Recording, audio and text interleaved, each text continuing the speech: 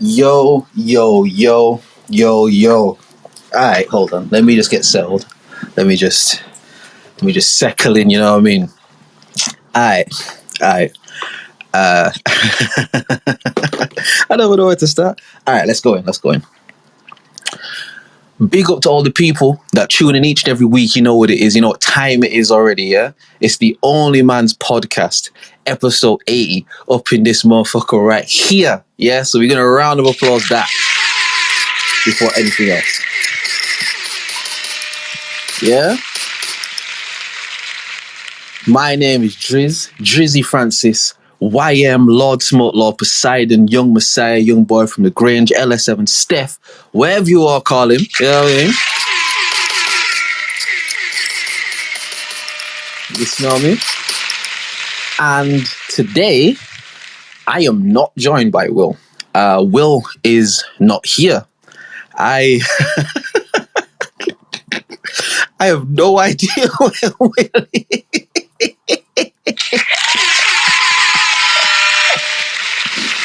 Oh shit. Will is AWOL. Will is I've been trying to get in contact with him this week. I have got through to him. He sounded like he was cool. He said he was gonna hit me back. He never did. Obviously we missed the podcast last week as well, just due to some like scheduling issues and stuff.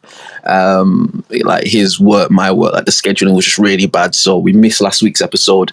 I know we kind of went radio silent, but I couldn't let enough week go by, and we not do no pod, you know what I mean? So yes, I'm here on my lonely, I'm here on my ones, but you know what I mean? Potentially might be joined by a little guest later on, you know what I mean? We never know what can happen. But this is the OnlyMans podcast, episode 80 in this motherfucker. The energy's still high, the energy's still up, you get me? I know everyone's had a good week, everyone's cool, you know what I mean? I hope through the good and the bad, people have just been keeping their heads up and shit. And how do I want to start this? Do I want to start with topics?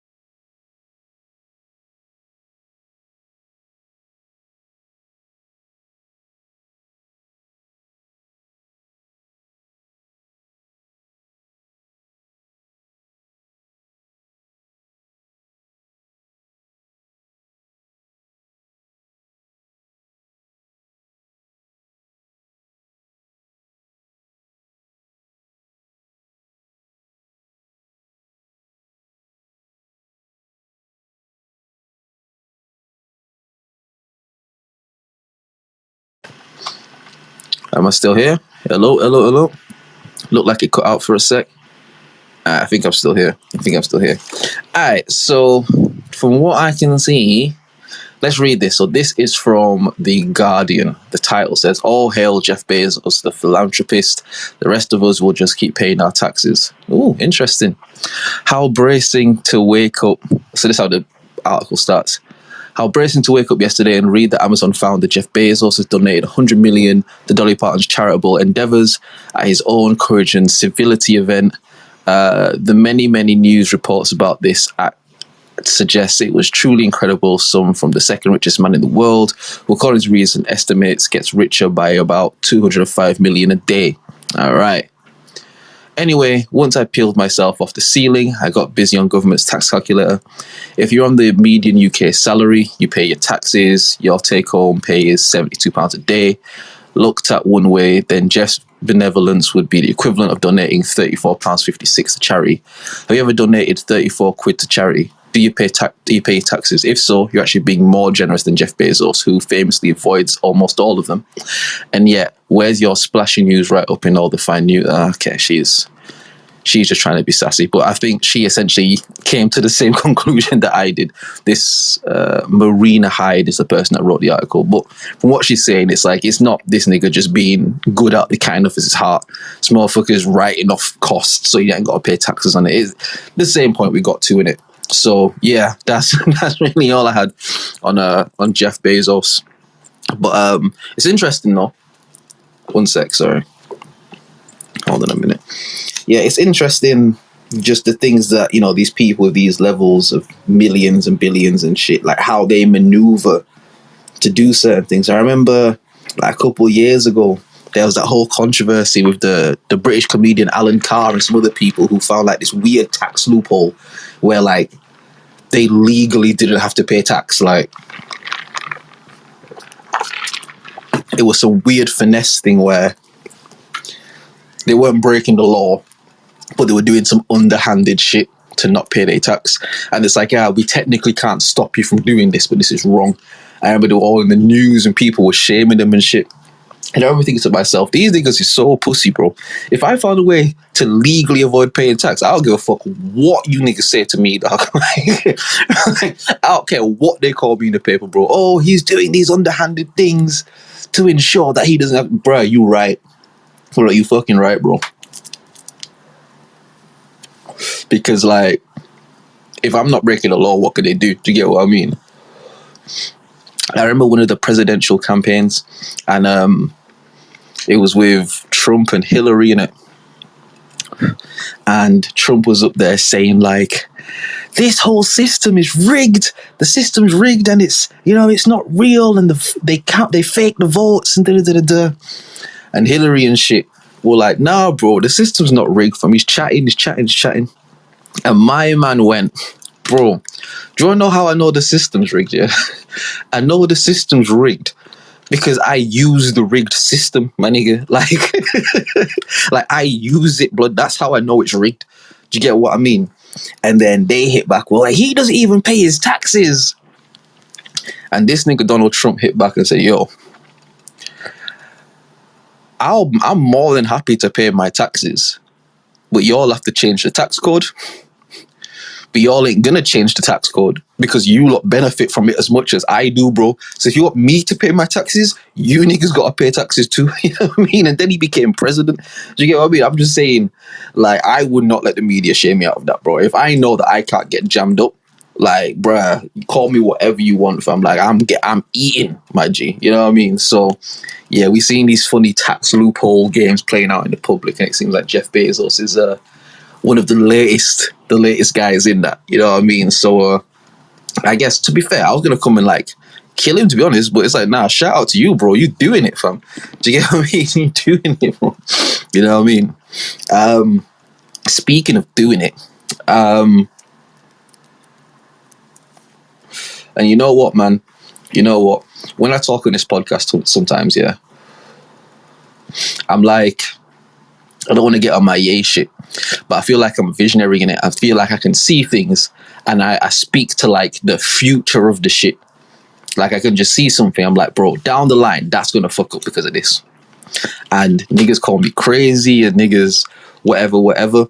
If y'all remember a long time ago on the pod, back when there were 3 people on the podcast, and we had a conversation about football, and we're talking about Cristiano Ronaldo. And you can go back, bro. I'm not sure what episode it is. To be fair, it won't be one of the YouTube ones because that was before the blackification. But I said, bro, on the thing, Cristiano Ronaldo is a cancer in that team. And you're going to see it. I said it literally maybe a week or a couple weeks after he signed for them. I was like, bro, he's going to be a cancer in that team. Watch. And man were like, nah. He's the top scorer. He's banging for them. He's doing this. And I'm like, bro, he's a cancer in that team. That team cannot grow or progress or develop while he's in it. It's not going to work. And lo and behold, fam, How many months and weeks and years later, bro, lo and behold, Cristiano Ronaldo is doing up interviews from like you Princess Diana, my nigga. Like Ronaldo did like a 90-minute, that's an hour and a half interview about how unfairly he's been treated at Manchester United. And I'm here to say, one, I was right, like I'm usually right. I was talking to my girl before, yeah, about something. And I was saying, like, you see me, I like being wrong about shit. Because when I'm wrong about shit, it gives me the opportunity to learn what's right. It gives me the opportunity to add more information and more knowledge to my database. Do you get me? So if I have an opinion and it's like that opinion is wrong and this is why, tell me and I can hear that. Make it make sense and we go. But the problem is, a lot of the times I'm not wrong. That's the thing. A lot of the time I'm just not wrong in it. So people think I have this thing about wanting to be right and I have to be right and I have to win the argument. And I've always been baffled by that because people have said that about me for years, bro. Since I was like a teenager, fam, people have said that about me, how I use my words to confuse people and, you know what I mean? I always have to be right and I have to win the argument. And that's never been my steez. I've never been that guy. My thing is, bro, if I'm right and you're wrong, I'm going to tell you that you're wrong. The same way I want you to tell me that if I'm wrong. The problem is a lot of people are open to being told that. A lot of people want to be right. I want to be right, but I'm open to being wrong. Do you get what I mean? So anyway, back to the Ronaldo thing. This motherfucker did an interview talking about how there are people at the club at executive level and higher senior executives, I think he said, that are trying to force him out of the club. And he said there's not been a lot of growth there since the Alex Ferguson era. Like, they're still using the same equipment. He said the food is dead there. This nigga cussed the chefs, bro. Like, he did a fire in the booth at Manchester United, didn't it? Like, and it's one of those things that's been brewing for a minute. Because, again, I don't keep up with football that much, but I keep up with it enough to kind of just have an understanding of what's going on. And there was the whole thing where he like ignored Gary Neville because Gary Neville had said some shit about him and da-da-da-da-da. But it's to the ultimate point, yeah. He should have never gone back to Man United. And if he did go back, he should have gone back at a much older age. Do you remember a few years ago when Thierry Henry, when he was still playing and shit, he went back to Arsenal. So this is after the Champions League loss when they lost to Barca. This was like the summer when he's like, I want to move, like all that sort of shit. He went to Barcelona, da-da-da-da-da. And a few years after that, I think Wenger was still managed then, and he came back to Arsenal. And I think Theo Walcott had the 14 shirt. Fucking Theo Walcott. And so he was like number 12 in it. Like, it was one of them. But what I liked about that is that Henry went in there, he played there for like a season, and then he got the fuck out of there. Do you get what I mean? It was never a thing of like, Henry is going to lead us to greatness. Like, they signed Henry as a, yo, you were a guy here. You're older in your career, but you're still sick. But obviously, you're not going to lead the club to nothing. And it was like a retirement tour, innit? It was like, yo, have one last run in the Arsenal shirt, you know what I mean? And then do your thing. I feel like the Cristiano Ronaldo situation should have been approached like that, where they were like, yo, listen, we can't have you going to Manchester City, because the whole thing originally was Manchester City approached Cristiano Ronaldo and he was going to go there. And then Man United were like, bro, there's no way that we can let you go to City, fam. We can't let you go to our rivals, bro. So they got him instead. And I think the problem is, I always, the analogy I always use, one sec. The analogy I use is like, take like a girl in it. Sorry, because I'm inhaling and I'm drinking like liquid and shit in it. So if you hear a pause at any time, that's all it is.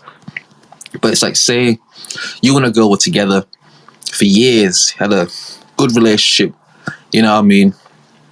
But for whatever reason, the relationship came to an end, your lifestyle changed, whatever, her lifestyle changed, you're all going in different directions, and she left, and you all broke up. And it was a hard breakup, but it happens, and, you know, you got past it and shit. And a few years down the line, the same girl coming back, and she's single, she available, she ready to chat and to link. You know what I mean? And there's one guy who's like, he's your up in it, and not like on a mad beef thing, but it's kind of a beef thing, but it's like a civil beef in it. It's like y'all can see each other and y'all know what it is in it. Like we don't fuck with him, he don't fuck with us. Boom. But she ready and she available, and she like, yeah, bro, like you see, you lot in the dance in it, and you see this guy whispering in her ear, bro, and she laughing and she giggling and she doing all of this shit, bro. And you like, nah, fuck that, bro. I cannot let my ex get with this guy, bro. Fuck that, my nigga. So you go up to her and you like, yo, listen, man, you know what I mean? We had shit we had back in the day, you know, I've always loved you, you know what I mean? Like, fuck that nigga, come back with me, you know what I mean? And then she's like, all right, fuck that guy, I'm gonna come back with you. And now y'all are going out again. The relationship has already started on a bad front. You're only with this girl so that the girl wouldn't get with your op. You're not with the girl because you actually want to be with her. You're just with her as a preventive measure to stop her from being with your op. That's the Cristiano Ronaldo situation. United only signed him so that he wouldn't go to City. They had no plans on buying him. They weren't interested. There was nothing on their radar that was like, get Cristiano Ronaldo. They only got him so he wouldn't go to City. The relationship's already started out fucked. So, you know, like they probably made him bare promises, fam. You're going to be the captain and you're going to start every week. And we got motherfucking put this money into this, and we're going to give this money, and we're going to sign these players, and we're going to do this, and we're going to do this, and they probably gassed him in it. So he was like, bet, bro, all right, run the United team back. And he got there, and he looking around, he like, bro, the fuck is this place? He looking around, he's like, bro, why is the shit the exact same way that I left it years ago, bro? Like, it's the same pitch with the same bubbles and shit in it, bro. These are the same training bibs that we use. These are the cones that I used to practice my step overs on. Why you niggas ain't got no new cones? My nigga, the kit manager is the same, bro. Like, bro, I can imagine him getting there and just being like, fam, what the fuck? But you know what? Cool, I've signed. Let me try do my thing.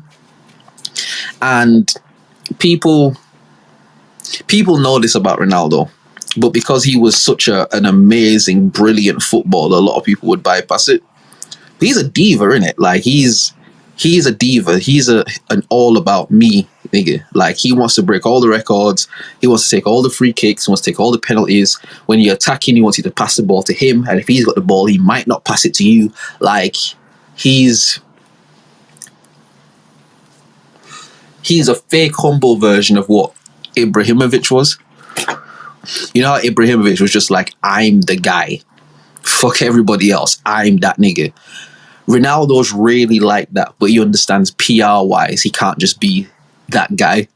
So Ronaldo's figured out this weird fake humble thing, and I hate that as well. I hate the fake humble guys. It's like, that's why niggas liked Ibrahimovic. That's why like the streets fucked with Ibrahimovic, because he was just like, yo, I'm that nigga, bro. I'm him. I'm not gonna pretend. I'm not gonna be fake up. Like, I'm better than these, man. Like, if that's what you're on, bro, then be on that. You know what I mean? Messi did it great because Messi don't talk too much. One, he can't speak English, so in terms of mass media appeal, you know what I mean, it's going to be difficult. But Messi didn't really do bare interviews like that. He just balled out. You know what I mean? Because there are definitely stories about Messi also being the same kind of arrogant arsehole. But I think for a player at that level of that quality, in that kind of world, like, it breeds shit like that. You know what I mean? Like, he, the new Maradona of Argentina, bro. Like, do you get me? In football, similar to hip-hop, how for a long time in hip-hop, it's been Biggie and Tupac. They've been kind of hailed as the two greatest to have ever done this. Just kind of consensus-wise. It's a similar thing. Like, for a very long time in football, Pele and Maradona were hailed as the two greatest players to have ever played. And I think the last generation of football have changed that. Now, moving forward, it's going to be Ronaldo and Messi. They're going to be the guys. And I think being one of those guys, again, as Ronaldo, and also, a quick sidebar, I really do think that Ronaldo took the David Beckham route. I think, obviously, Beckham became what he became. He was a footballer. He started to branch out into modelling and all these other things. And you have to remember, Beckham was a right midfielder who played at Manchester United, really got a name for himself, and then went to Real Madrid. And Ronaldo followed the exact same trajectory, had the same number 7 that Beckham had. You know what I mean? And I think he saw the Beckham route, and he saw how much bigger Beckham became outside of football. And he was like, yeah, I want to do that. But I think the issue is that Beckham focused a lot more on his life after football, even while he was playing football. Like, from the time of him being at Real Madrid and shit, it really felt like he made a conscious effort to push himself into the mainstream consciousness outside of just being a footballer. You know what I mean? Back then, Beckham was like a handsome guy. He was not one of the first guys, but in that time, one of the only guys who was white, male. Girls loved him, you know what I mean? The football guys rated him, whatever. But he was like tattooed the fuck up, like tattoos all down his arm, tattoos all over him. And he would do a lot of those like shirtless fucking model picture shits. And like, he was one of the first guys that really lead into that tattoo shit. And I think Ronaldo saw that path and said to himself, I want to emulate that. I think the problem is that mainstream, I guess, pop culture, you'd call it, innit? Like, pop culture is dictated generally by English-speaking people.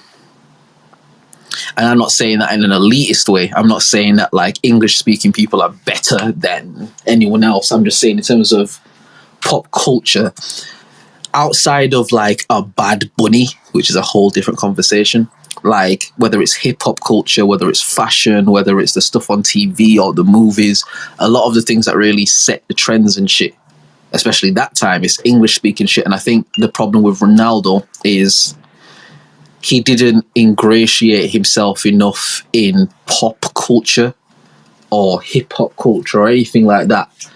He would always step into those things as Ronaldo, the amazing footballer. So anything you would do, it would always somehow relate back to football type of thing. And I think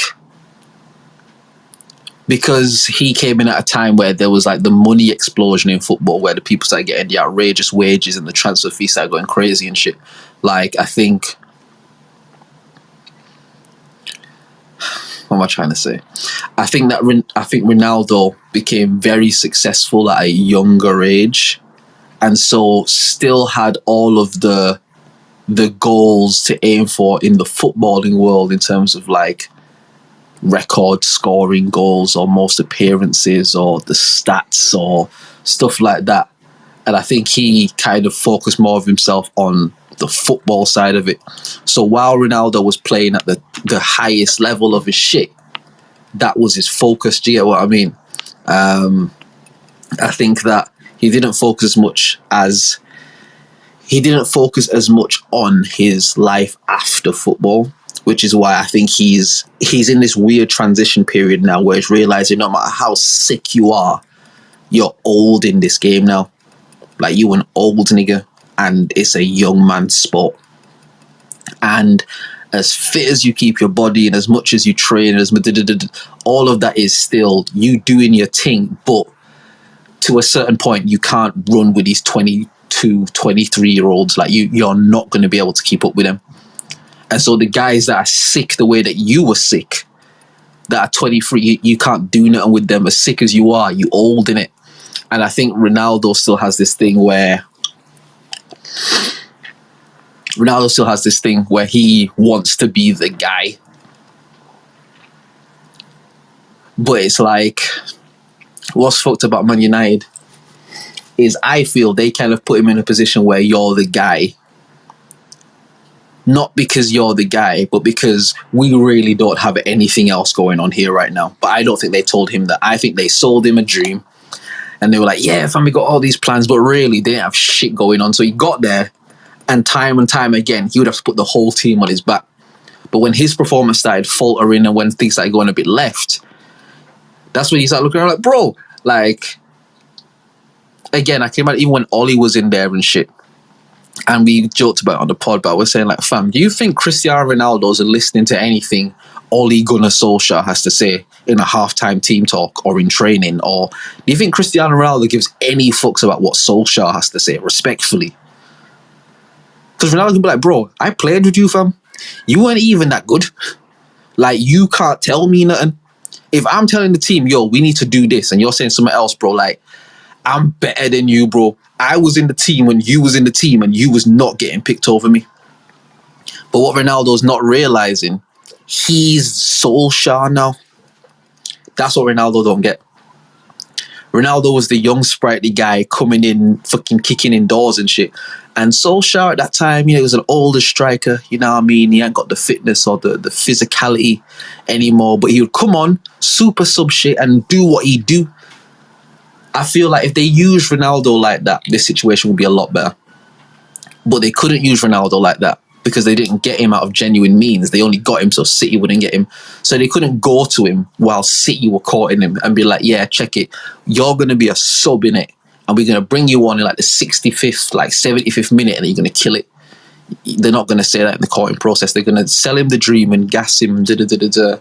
It's like on say FIFA, when you're offering someone a contract and you like the team role, they were like, bro, you crucial, fam. Not even important, you crucial, bro. You're going to start every game that you can start, sort of shit. Like, I think they did all of that and shit went left. And now we're getting interviews and we're getting interviews and that where he's airing out dirty laundry about United.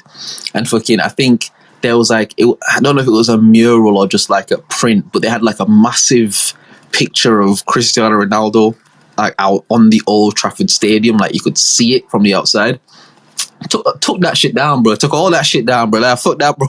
You can't cuss the club like that and think your picture's gonna be on the wall, bro. Like, nah, take all that shit down. It's just,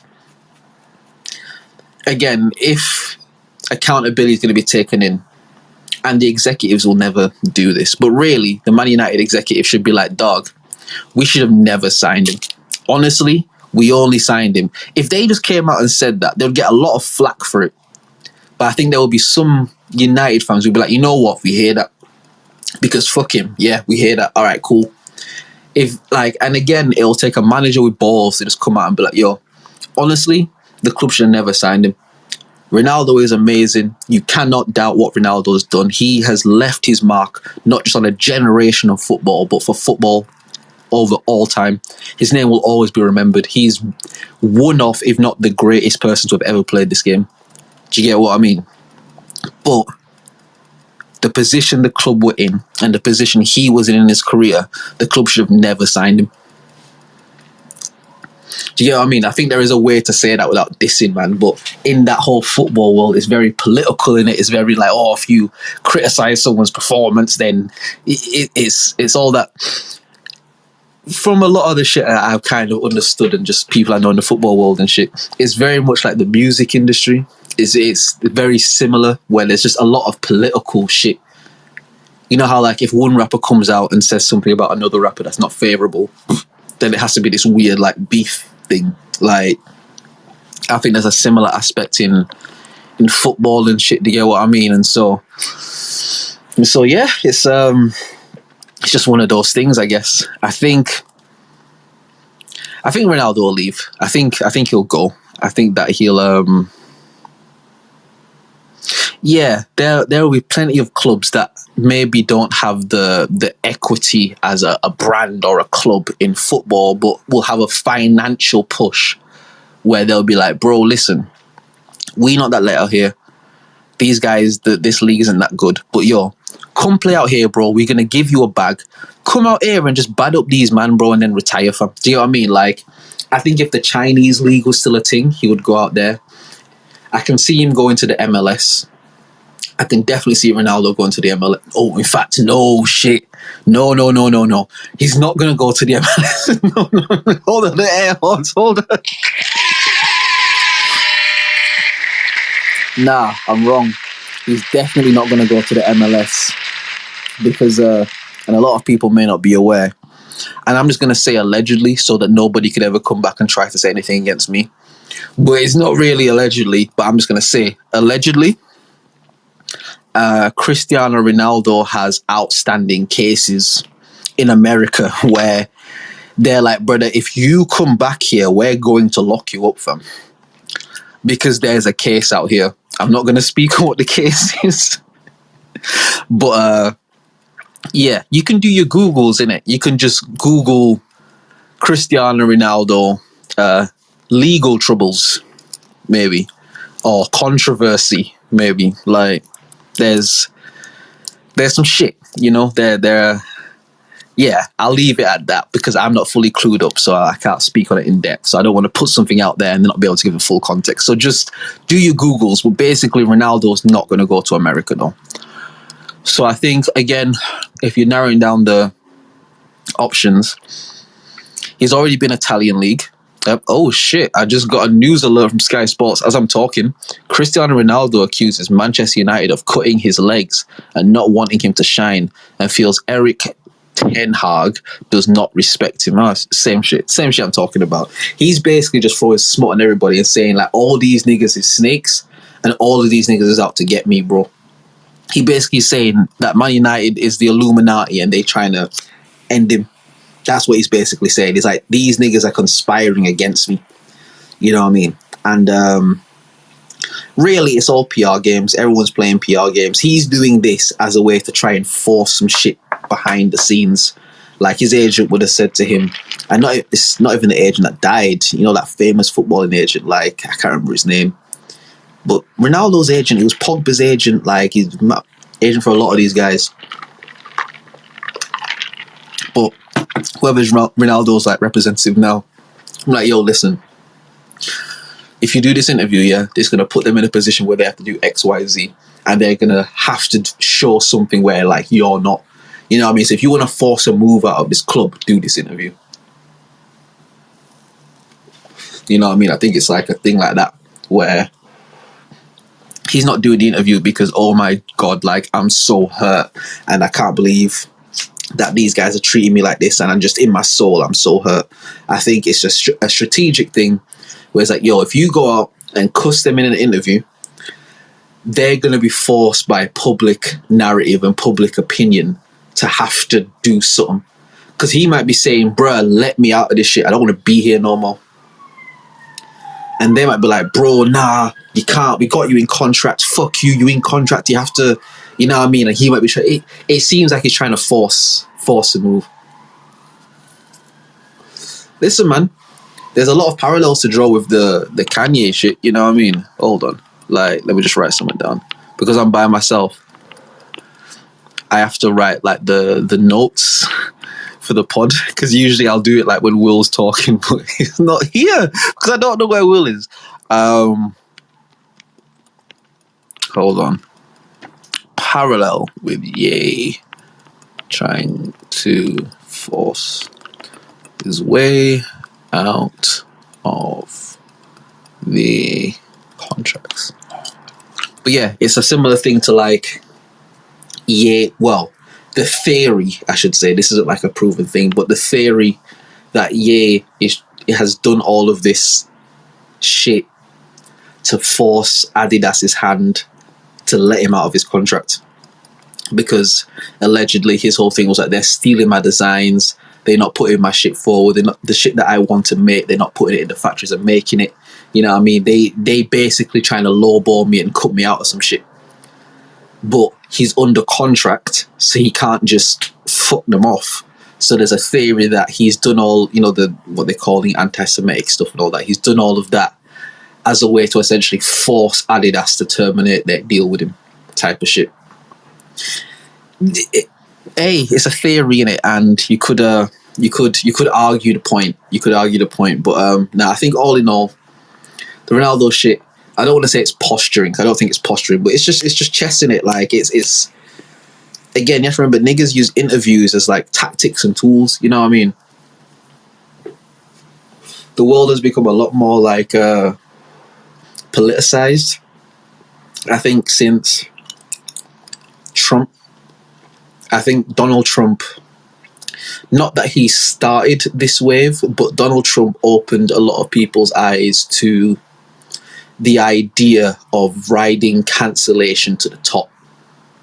I think that for, quite a few years, this whole thing about people getting cancelled and, you know what I mean, like cancel culture. Like, I think for a long time, people have been so afraid of it, and people are, we live in like the PC generation where everyone's politically correct and everyone's got pronouns and we can't offend anybody, and you know what I mean, all that sort of shit, and people have been so afraid of being cancelled.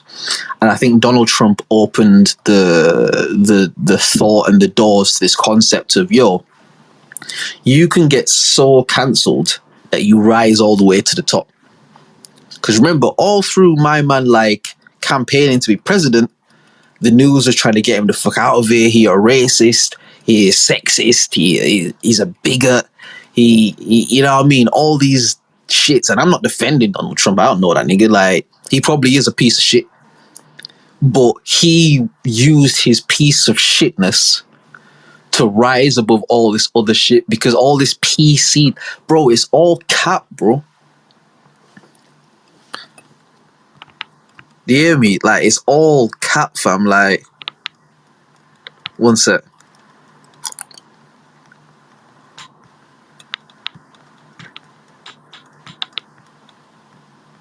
Sorry, 1 second.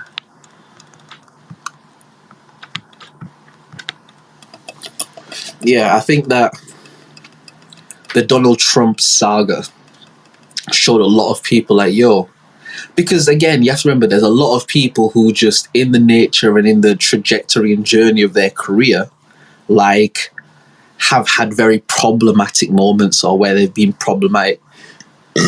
And I think that where once upon a time society was conditioned to run away from all the problematic stuff, to the point of everyone's just fake, everyone's fake nice with each other, everybody's fake accepting, everybody's fake woke, like all that sort of shit.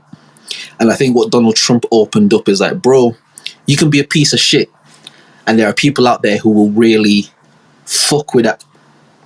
There are people who will really fuck with it, and you can use that energy to ascend past all this other shit, because all this other shit is fake. And all you gotta do is call out the fakeness, because once you call out their fakeness, they're stuck in a loop of either having to admit that they're fake or continue to be fake. Because even the concept of fake news, bro, like, it was Donald Trump who brought that to the forefront. It was like, bro, listen, there's fake news, bro. There's people out there that just make up news stories that it's not even true, and they just making up shit about me.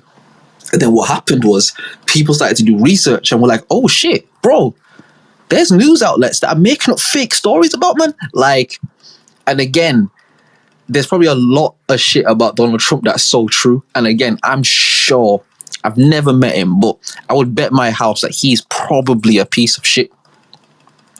But what he did was that they called him a piece of shit. And he said, yeah, I am a piece of shit, bro. Like, you right. But you a piece of shit too, fam. And this is why it's Eminem in 8 Mile, the final rap battle. Everybody from the 313, put your motherfucking hands up and follow me. Everybody from the 313, put your motherfucking hands up. Look. Now while he stands tough, notice that this man did not have his hands up. This free world got you gassed up. Now who's afraid of the big bad wolf? 1, 2, 3 into the 4. 1 pot, 2 pot, 3 pot, 4 pot, 3 pot, 2 pot, 1. Your pot, he's pot, no pox, none. This guy ain't a motherfucking MC. I know everything he's gonna say against me. I am white. I am a fucking bum. I do live in a trailer with my mom. I do have a dumb friend named Cheddar Bell, but who shot himself in his leg with his own gun. And I've got a friend who's an Uncle Sam or whatever the fuck. And Wink did fuck my girl. And I'm still sitting here screaming, fuck the free world. Don't ever try and judge me, dude. You don't know what the fuck I've been through. But I know something about you. You went to Cambrook. That's a private school. Now, what's the matter, dog? You embarrassed? This guy's a gangster. His real name is Clarence. And Clarence lives at home with both parents.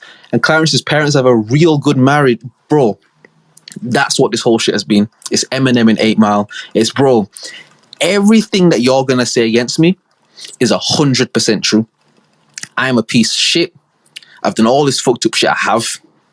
But you know what's mad, bro? You're a piece of shit too. But they don't know it. But yo, you lot, check this. You see him, yeah? Or you see her? She a piece of shit. And here's the proof. And what happened was, when Donald Trump started doing that, it put a lot of these people in a position where they were exposed for being the pieces of shit that they were pretending that they weren't for so many years. Fucked up the game. You smell me? And I think that was a small tangent. Fucking the man spit the Eminem 8 Mile verse and everything. You know what I mean? Like, hold on, air horns for that. You know what I mean? Like,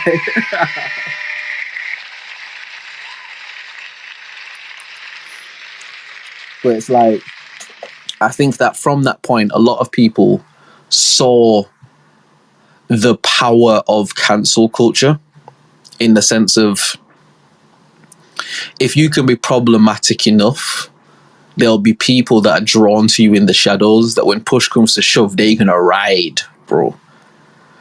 Because again, a lot of these people who are so correct and so right, and bro, Will Smith, fam. Will Smith is a prior example of someone who put this perfect image across to the world, that he was the perfect man, perfect gentleman. He was street enough, but he was polite enough and suave enough, and he was strong enough, and he was cool enough, and he was funny enough, and all this sort of shit, yeah. And he perfect marriage, him and Jada, and his kids are out here doing their thing, and like he put out this fake persona. And what happened with that whole Jada Pinkett thing was that it pulled the rug out from all of that. And it was like, bro, this nigga life is not perfect, bro. And he's been capping, fam. He's been capping. Do you get what I mean? And I think like that was, even in how he's approached rebranding himself and shit. A lot of this stuff that you see, bro, is people trying to rebrand and pivot so they can operate and maximize their profit. Do you get what I mean? You have to remember, like, all of this shit is just... Hey, Capricorn season 2, track 5, bro. Everything is capped. Like, everything is capped. And people are posturing in front of the public to be able to appeal in the best way to maximize their profit, however that may be done. You know what I mean? Like, and I think the people that caught on to the idea of riding cancel culture to the top, again, you're seeing it a lot more prevalently now, but you've got like the Andrew Tates of the world. You've got, what homie name, man? Fuck. What's my man's name? Kevin Samuels. God rest dead. Like, Kevin Samuels, the whole concept of him and how he rose that to the top. Fucking, again, obviously, Donald Trump. Yay, now. You know what I mean? But there seems to be this thing where people are using the idea of cancellation to create more buzz around their name.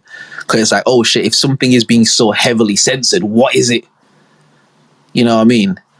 And it's just interesting. It's interesting just watching, again, the very political tactics that are being entwined into pop culture and the entertainment field and stuff. Like, again, even back to the Ronaldo interview, it's like, that's a very politically savvy move. It's like, yo, we're going to do this interview where you're going to come across like you just want to play ball and you've been betrayed and lied to, and now they're trying to force you out and scapegoat you, and because they are trying to do that.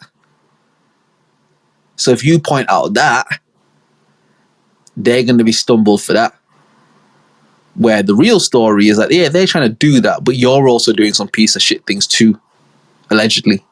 You know what I mean? So it's just very interesting, isn't it? It's just very interesting to kind of see how all of that navigates and shit. It's so watch that space, innit? Watch that space. I think Ronaldo will be gone by the end of the season.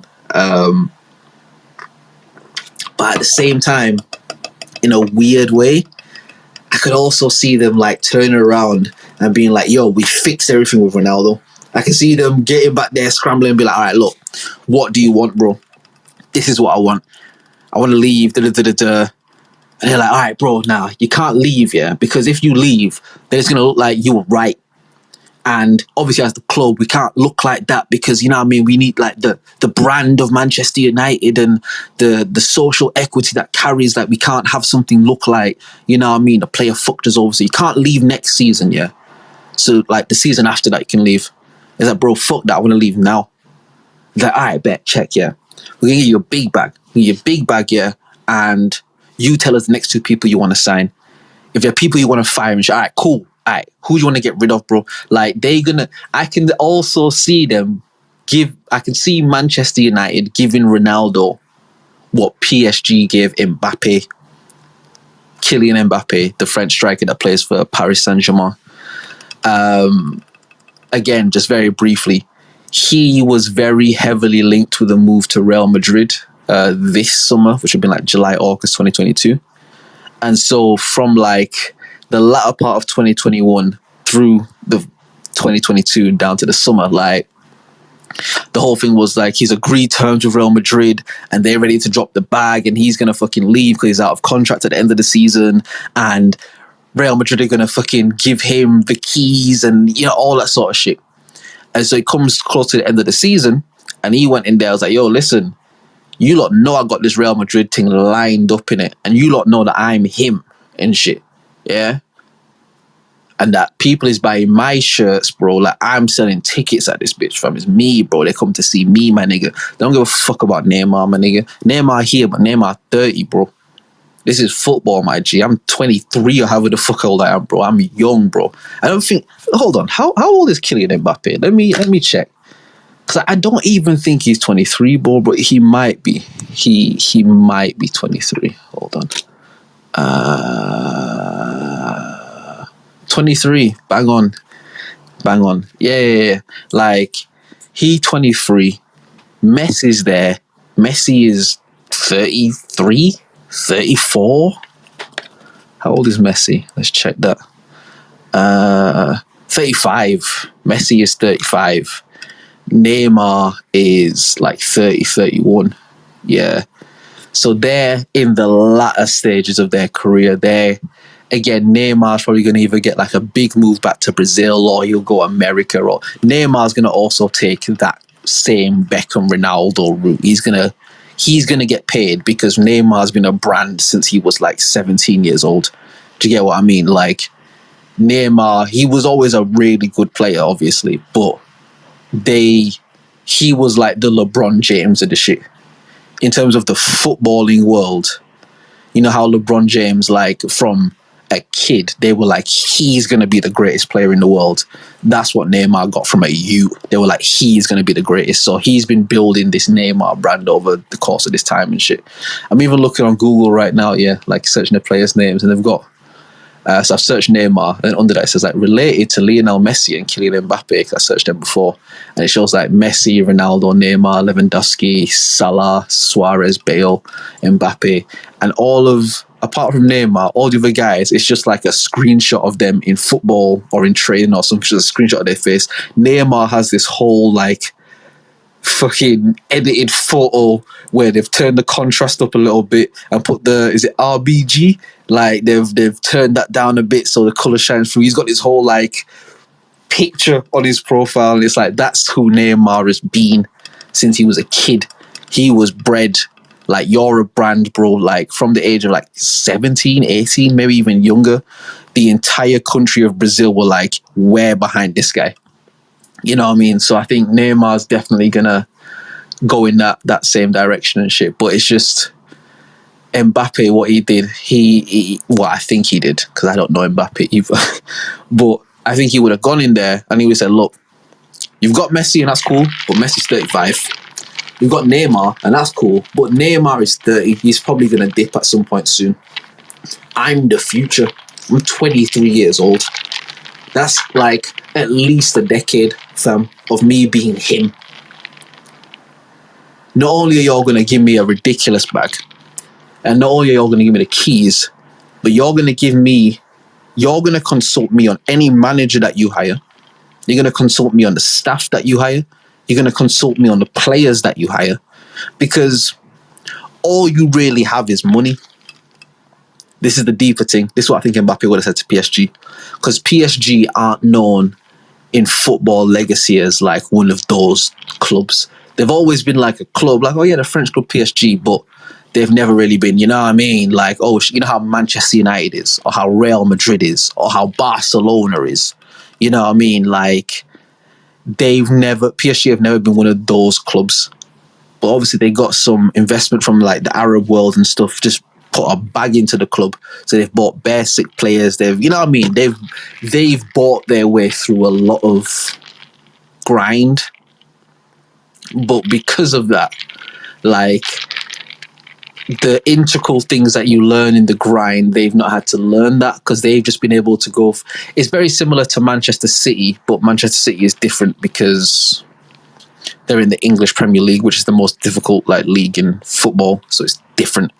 So Manchester City have had to learn how to make the best team to win this league, where people aren't going to do you a favor because you're lit. Whereas in all the other leagues, like the teams are afraid of you in it. Like in the Spanish league, the teams they're afraid of Real Madrid. They're afraid of Barcelona. In the French league, all the teams are afraid of PSG. Like, do you know what I mean? It's a different thing. But I think like what Mbappe would have done, he would have been like, yo, listen, I'm the future. I'm going to be the future. I'm already me. I'm already a brand. Like, you see what this Mbappe thing is, yeah? You're going to give me all the shit I named before. And you know what? Then I'll stay. And they would have said, you know what they would have said? As the guys who don't really know that much about football, don't really care that much about football, but they have a bag and they trying to profit their bag. Here, bro. Here. You can have it. And I think like Madrid would have gashed Ronaldo in a similar way, where they would have given him some kind of idea that he's going to get the keys. But the difference is you in the English Premier League. Do you get what I mean? Where if you go play an away game at Leeds United, like, they're not going to respect you because you Ronaldo. Like, a nigga's going to put a hard shoulder into you, blood. A hard slide tackle. Like, we're not afraid of Ronaldo the way teams used to be because he old now. Messi's playing in France. Messi's having fun out there, and he's in the best team in the league. Do you know what I mean? What Lionel Messi is doing at PSG is exactly what Ronaldo would have done at Man City, where they would have just plugged Ronaldo into the system. Like, this is the system. We're gonna plug you in here, and he would have just gone and just banged. Imagine Ronaldo. He got De Bruyne behind him and Haaland in front of him, bro. Like, he would just banged. Do you know what I mean? Like. And I think it's just one of those sort of things. And he's realised the harsh reality that Manchester United is not in a position to offer any of those sort of things to a footballer. Do you get what I mean? So I think that's why we're seeing all of this shit, play out the way that it's playing out. But nah, I think he will leave at the end of the season. I think he will go. If Messi wasn't at PSG would have been the perfect place for Ronaldo. It would have been the perfect place, but I can't see PSG saying that we'll have Messi, Ronaldo, Neymar, and Mbappe. There is a way that they can do that. If they put Messi would have to play the 10, Mbappe would have to play the 9, and Neymar will play left wing and Ronaldo play right wing. That's the only way that you could do that. But I could definitely see out of those 4 players, one of them will be shitter than the other 3. Whoever it may be. And it's not going to be Messi, let me just say that. But one of them will be shitter than the other 3. But that one his ego won't allow him to admit that he's shitter than the other three, because his ego tells him that he's as good as, if not better than these guys. And it will just cause a whole fuck up. Because even with the Neymar, Messi, Mbappe thing, because if you remember, Neymar used to play for Barcelona, but he played for Barca when Messi was fucking... when Messi was still in his 20s, bro. Like mid to late 20s, where he was just a different animal. And Neymar realized, like, as much as my brand is sick, as long as I'm at this club, I'll never be the guy. If I'm at this club and he's at this club, he's always going to be the guy. And I have to be the guy, which is why Neymar went to PSG. I think the only reason why the Messi thing works now is because Messi went there as like a 33, 34-year-old. Whereas like, you're not coming here to be the star guy. You're coming here to be the legacy act. Do you get what I mean? And we're just going to give you a stage where you can still play good football, but, you know what I mean? It's not as mad as it would have been. Do you get what I mean? And like, I think that's the only reason why the thing would have worked. Because even when they came in, they offered Messi Neymar's number. So I think Neymar's number 10 for PSG. And they said to Messi, bro, we'll give you the number 10 if you want the 10, if that's what it takes to get you to come here, I take the 10. And I think Messi said, like, allow it, I'll just take 30. And then this whole thing, oh, the number 30 means this to me and that to me. But he took a different shirt number in it. And so Messi basically said, I'm not coming here to be the guy, because there's already two guys here that think that they're the guy and they're both younger than me. I'm coming here because I can't. Oh, shit. So, just dropped some of my scenery. But Messi's thing was like, he didn't want to leave Barcelona. He wanted to stay at Barca, but they were going through all their tax fraud shit and all their money laundering that they got caught for. So it was basically like they were legally not allowed to offer Messi like a new contract. Because from what I remember, Messi said that he would take a 50% cut in his salary just to stay at Barca. It was like, bro, listen, if you lot can't pay me bread, I'll take the pay cut. This is my club. I was born here. I love this club. I want to play here. And La Liga and all the shit, they basically conspired and made some shit. And I know Barca had done some fuck shit too, so I don't want to excuse them. But they did some shit where it was like, bro, you lot cannot offer him a contract. No matter what the situation is, you lot cannot give him a contract. And so he had to go. He had to go in it. So he didn't go to PSG to be the guy. It was like, I'm a legacy act now. I want to go somewhere where I can still play good football. I'm not playing bullshit football. But like, you know what I mean? I'm not going to give you my heart the way I gave my heart to Barca. And so that's why I think the PSG thing worked, because he agreed to be like the second fiddle, third fiddle guy. But the problem is that Messi's just so sick that he just kind of became the guy there anyway. But Neymar's also badding it up over there too. Like, Neymar's killing shit over there. But that's why it worked. Like, Neymar's one of those guys who has to feel like he's the guy. But I think even Neymar will look at Mbappe and be like, that nigga's 7 years younger than me, bro. Like, I can't outlast him. And if Neymar's smart, he'll start really putting himself... If Neymar's smart in terms of his business shit, he'll learn English, first of all. Learn English, bro. I'm not saying that as someone who like advocates for England or any of that shit. Like, y'all know how I stand in it. But if Neymar's smart, he'll learn from what Cristiano Ronaldo got wrong. Learn English, bro. And to be fair, he should have been doing that for years. He should have for years. Fuck playing in England. You're rich enough to have an English tutor teach you English. You're rich enough to come and spend time in the country. Like, learn English, yeah. Because if Neymar learn English and then start fucking rocking around all these culturally influential people, like the rappers and the entertainers, bro, you don't think niggas will make tracks and put Neymar in the video? Like, people will do things to keep him lit.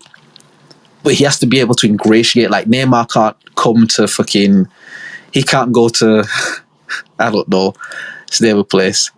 If Skepta linked up with Neymar, let's just say, Neymar couldn't go there on some like translator shit. Like, it would just be a bit dead. He'd have to be able to go there and really vibe with them niggas. But Neymar, again, he was a kid that was spoiled and taught that he was the man from time. And so it's...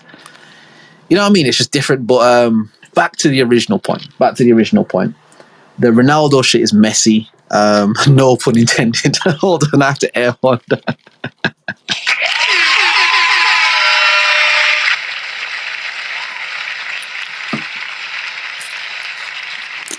The Ronaldo shit is messy. Although he'll never be messy. He'll never be messy. But it's all just games and tactics. They all just maneuvering to try and figure out how they can best operate in it. Okay, I'm in two minds. I'm in two minds right now. Because I think I've literally just got to an hour, and that wasn't even planned. That was all just natural talk. I think I've just got to an hour. So my thought is, I can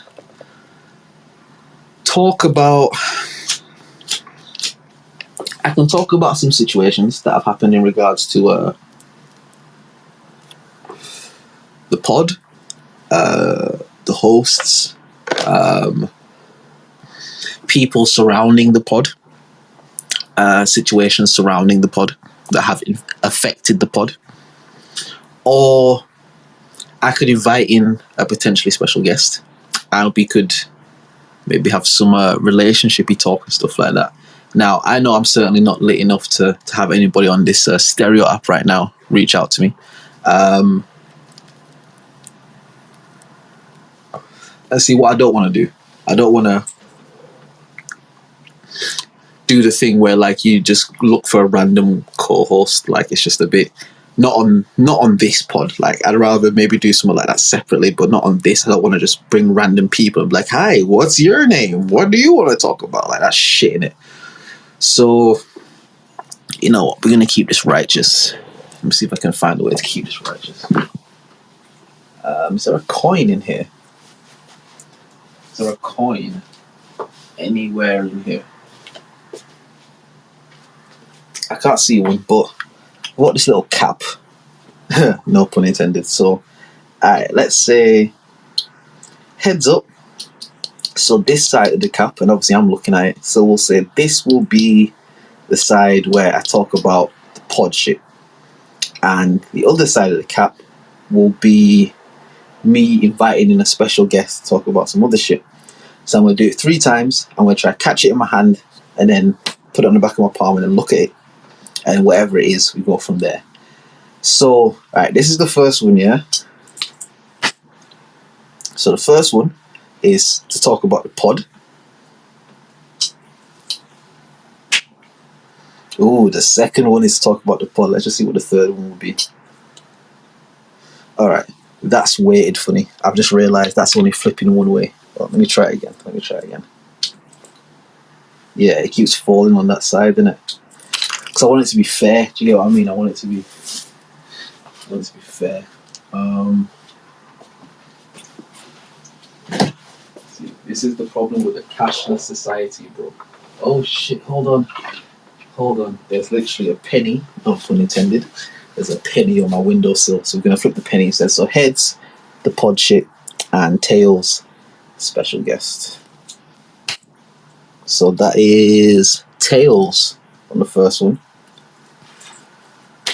That is heads on the second one. Oh, this is the tiebreaker. Let's see what it is. Oh shit. Hold on. I feel that weird. Hold on. Oh, and it's heads. It's heads. Alright. Let's talk about some pod shit. Hold on.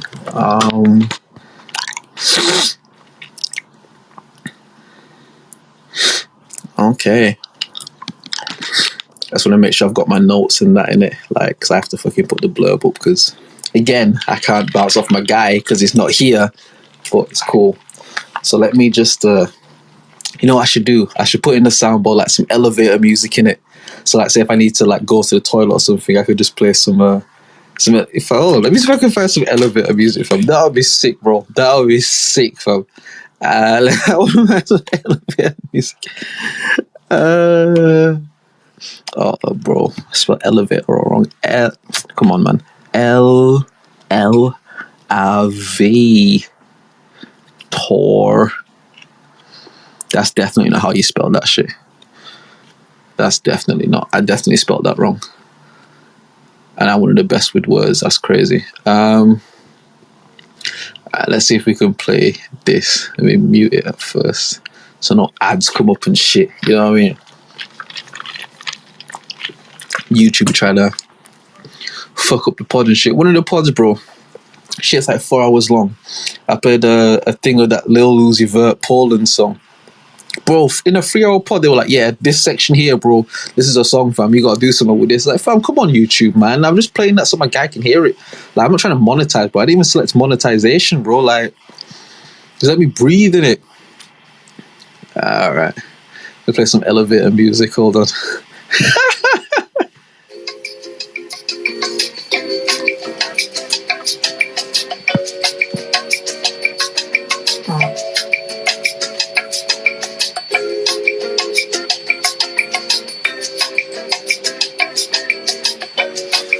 The OnlyMans podcast will be back shortly.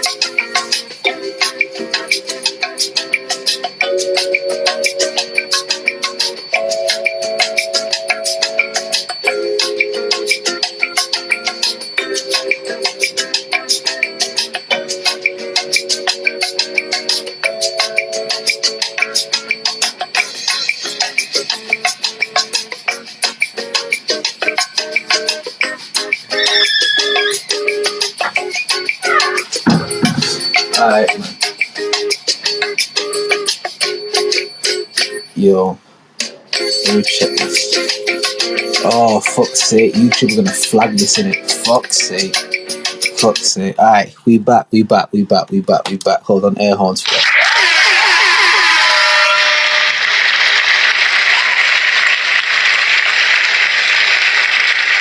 To be fair, there is a chance that YouTube might flag that.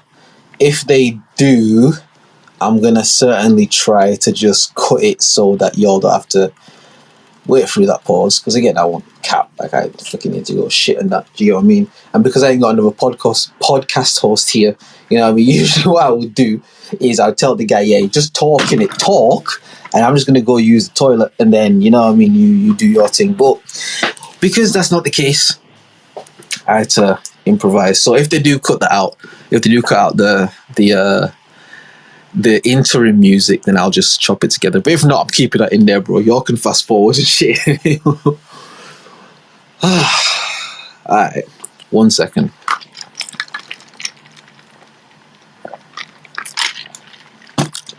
Okay. So what I'm going to do now is I'm going to take you guys through an audio experience. I'm going to take you through a sequence of events. I'm going to try and be as neutral as I can be in recollecting and recalling the events. because I know it's very easy to be accused of using your platform to do things. But I'm going to take you guys back.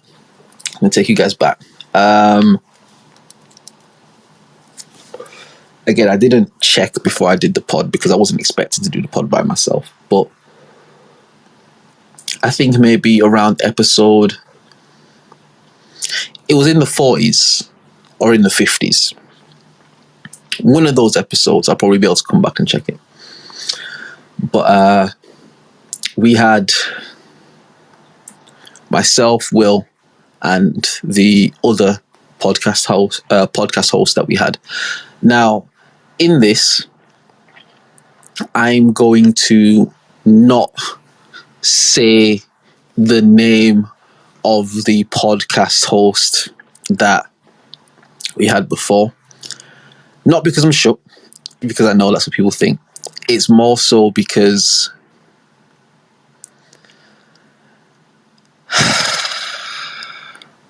when you try and talk about shit, but you try to talk about it in a completely neutral way, but you're someone that's been affected by it, it's difficult, isn't it? But I'm gonna not say the name, because when people hear their name called and shit on broadcasts that are available for the world to hear, and if, say, the things are unfavourable, people can really get in their ego and in their feelings about that, and then the point itself is lost. So I think that's the reason why. And plus, not to taint the view of any of this shit, but even in the recollection, you're going to see themes of me trying to protect people. You're going to see themes of me showing grace to people. You're going to see themes of me even looking out for people when they've not looked out for me. But let me not taint the well. So, one sec.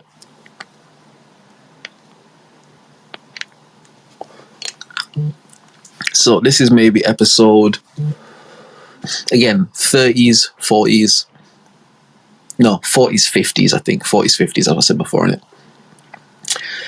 And we were having different kind of conversations in relation to, like, the government, in relation to even, like, football stuff, just different topics in it. And there were a few episodes where it would get quite heated, let's say. It would get quite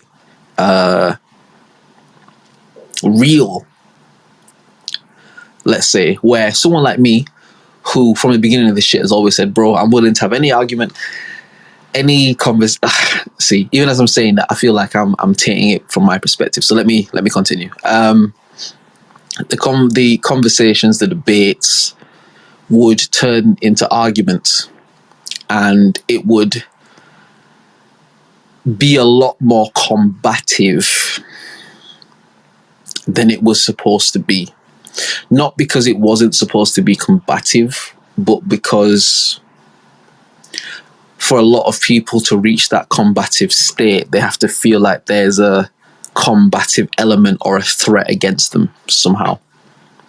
And I think one of the debates we had, we were talking about Mbappe and Haaland, and we were saying how one of the points I was making, and I tweeted this, I don't know if you guys like watch like Filthy Fellas, stuff like that. That's like Tigo, Poet, Lippy, Margs, Miles, Skits, like all those guys.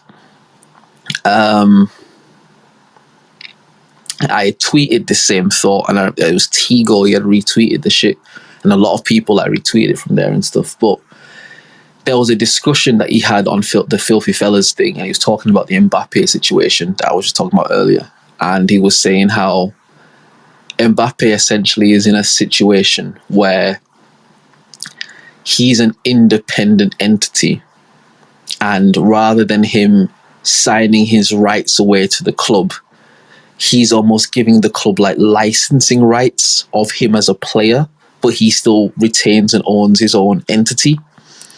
And I tweeted something to the effect of like being very akin to like artists in the music industry who become very successful through the independent route. So like artists like Russ and shit who cut through independently and did the work and stuff so that when labels would come and talk to them, or talk to Russ, they would have to talk to him properly, because he's like, I'm not an idiot, bro. I've got my own buzz. I've got my own fans. I did all of this without you. I don't need you.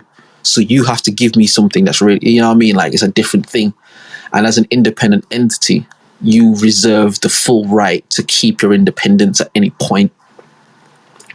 And the point I was trying to make in the debate on the podcast was that same point about the fact that Mbappe is kind of trying to finesse a situation where he retains his rights as an individual, meaning I'm not a player that's owned by a club. I'm a player that owns my own rights as a player, and I'm licensing those rights to this club for this period, but I still retain the rights of that.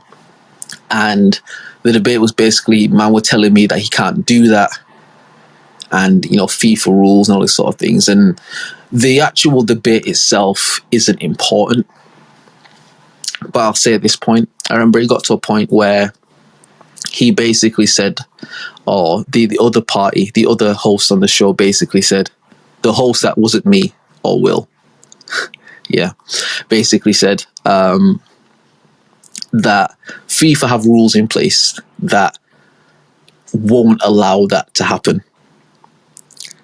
And I asked, all right, are you saying that because you think they probably have those rules in place, or are you saying that on the basis of, I know for a fact that there's this rule and it doesn't allow it to happen? And he was like, bro, I know for a fact that there's this rule and this rule. And I said, all right, cool. Then you got that. If that's the rule and that's how they've tied it in, then I can hear that and I can see that. My point is just maybe in the future, this situation could open up things for people in the future where they retain their rights as an individual the same way that independent artists do. And I only include that to say that that debate was very heated, and that debate was it got very yelly in it, like very shouty and loud voicey. And you know me, I love the chaos in it. So I have the ability to be able to separate all that shit, meaning we can go ham on the podcast and we could be fucking really going at each other, and then once it's done, I'll bail you, be like, yo, that was great, fam, that was fucking amazing. Like, I can separate the two. I can understand that one is a version of, like, I don't want to say entertainment like it's cap, but one is a version of, like, you're on a stage, like it's a broadcast, in it, like there is an entertainment element to it, but I don't have to tie you to every moment within that, because I understand that there is a separation. And I remember belling them, man, because just for context, Will is my brethren. Will is a guy that I met in 2012. So I've known Will for like a decade now. We technically met by accident. I just so happened to go somewhere that he was, type of thing. But he was in a place that I was, and then I so happened to go to a place where he was specifically within that place and whatever. But Will is my brethren. Will and I have been through a lot of different situations through, like, music and just life and just trying to chase dreams. And, you know, if anyone doesn't know, we were part of a group called UBR, which doesn't actually have any defined definition. It was kind of open for interpretation. So the original thing was Uni Boys Records, because we were all in uni, like university. So it was like Uni Boys Records, but then it was kind of like Universal Brothers Records, and then Unbound, like Bounty, like there was just so many, like there were so many different acronyms that you could come up and shit. So it was, but we were part of that collective, which was myself, Will, our guy Ed, who we also call Biggs. Shout out to Biggs. Nathan Grizzly, Grizz, who was the mix and master engineer for like all of my music, maybe up until 2019, 2020. So I'm talking like Thoughts, Full Moon, Yahweh EP. Yeah, I think that was the last of it, and then all the singles before that, you know. So there's Like me and Grizz have got a lot of work in. There was Neil Duggs as well, producer. He worked a lot with Will, a lot more in the production side. Like, all right, so again, a quick sidebar. When we kind of first initially linked up, again, we're in uni and stuff in it. The course I did was English language and linguistics. Linguistics, quickly, is the scientific study of language. So you study language as a science, the same way that science studies like the body or chemistry or anything like that. You study language scientifically. So that's what linguistics is. So the course I did was English language and linguistics. Nathan Grizzly and Neil Duggs, they both did like music production or like audio technician courses. It was like a lot on the mixing and mastering stuff. And Will, his uni journey is different. I think on one of the pods, you know what I mean? Because Will will definitely be back. We can let him tell his own uni journey and stuff. But Nathan, Grizz, and Neil Duggs, so I'm going to call them Duggs and Grizz, or Grizz and Duggs. Their final year project, they basically had to create like an album, an EP, a project basically. And they had to kind of, you know, the whole thing was like, you need to find an artist to do this shit with. So at the time, again in UBR, Will was kind of like the main act. Will was the main artist. And then there was myself, Young's Capo, who was Travis's little brother. Rest in peace, Travis. We love you forever. In fact,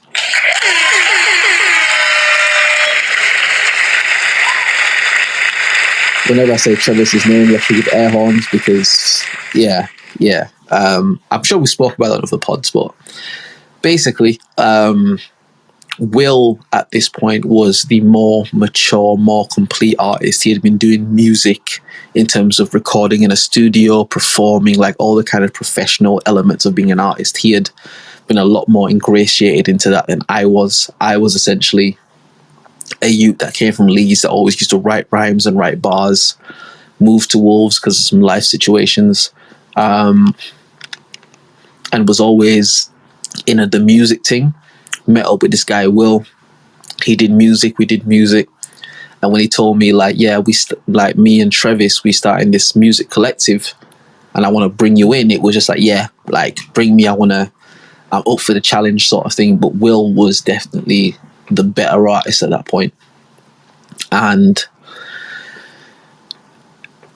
we performed all over the country, man. We performed in Nottingham, we performed in Birmingham, we performed in London, we performed in Luton. It was so many places. Like we just performed in so many places. Like Trev. Oh man.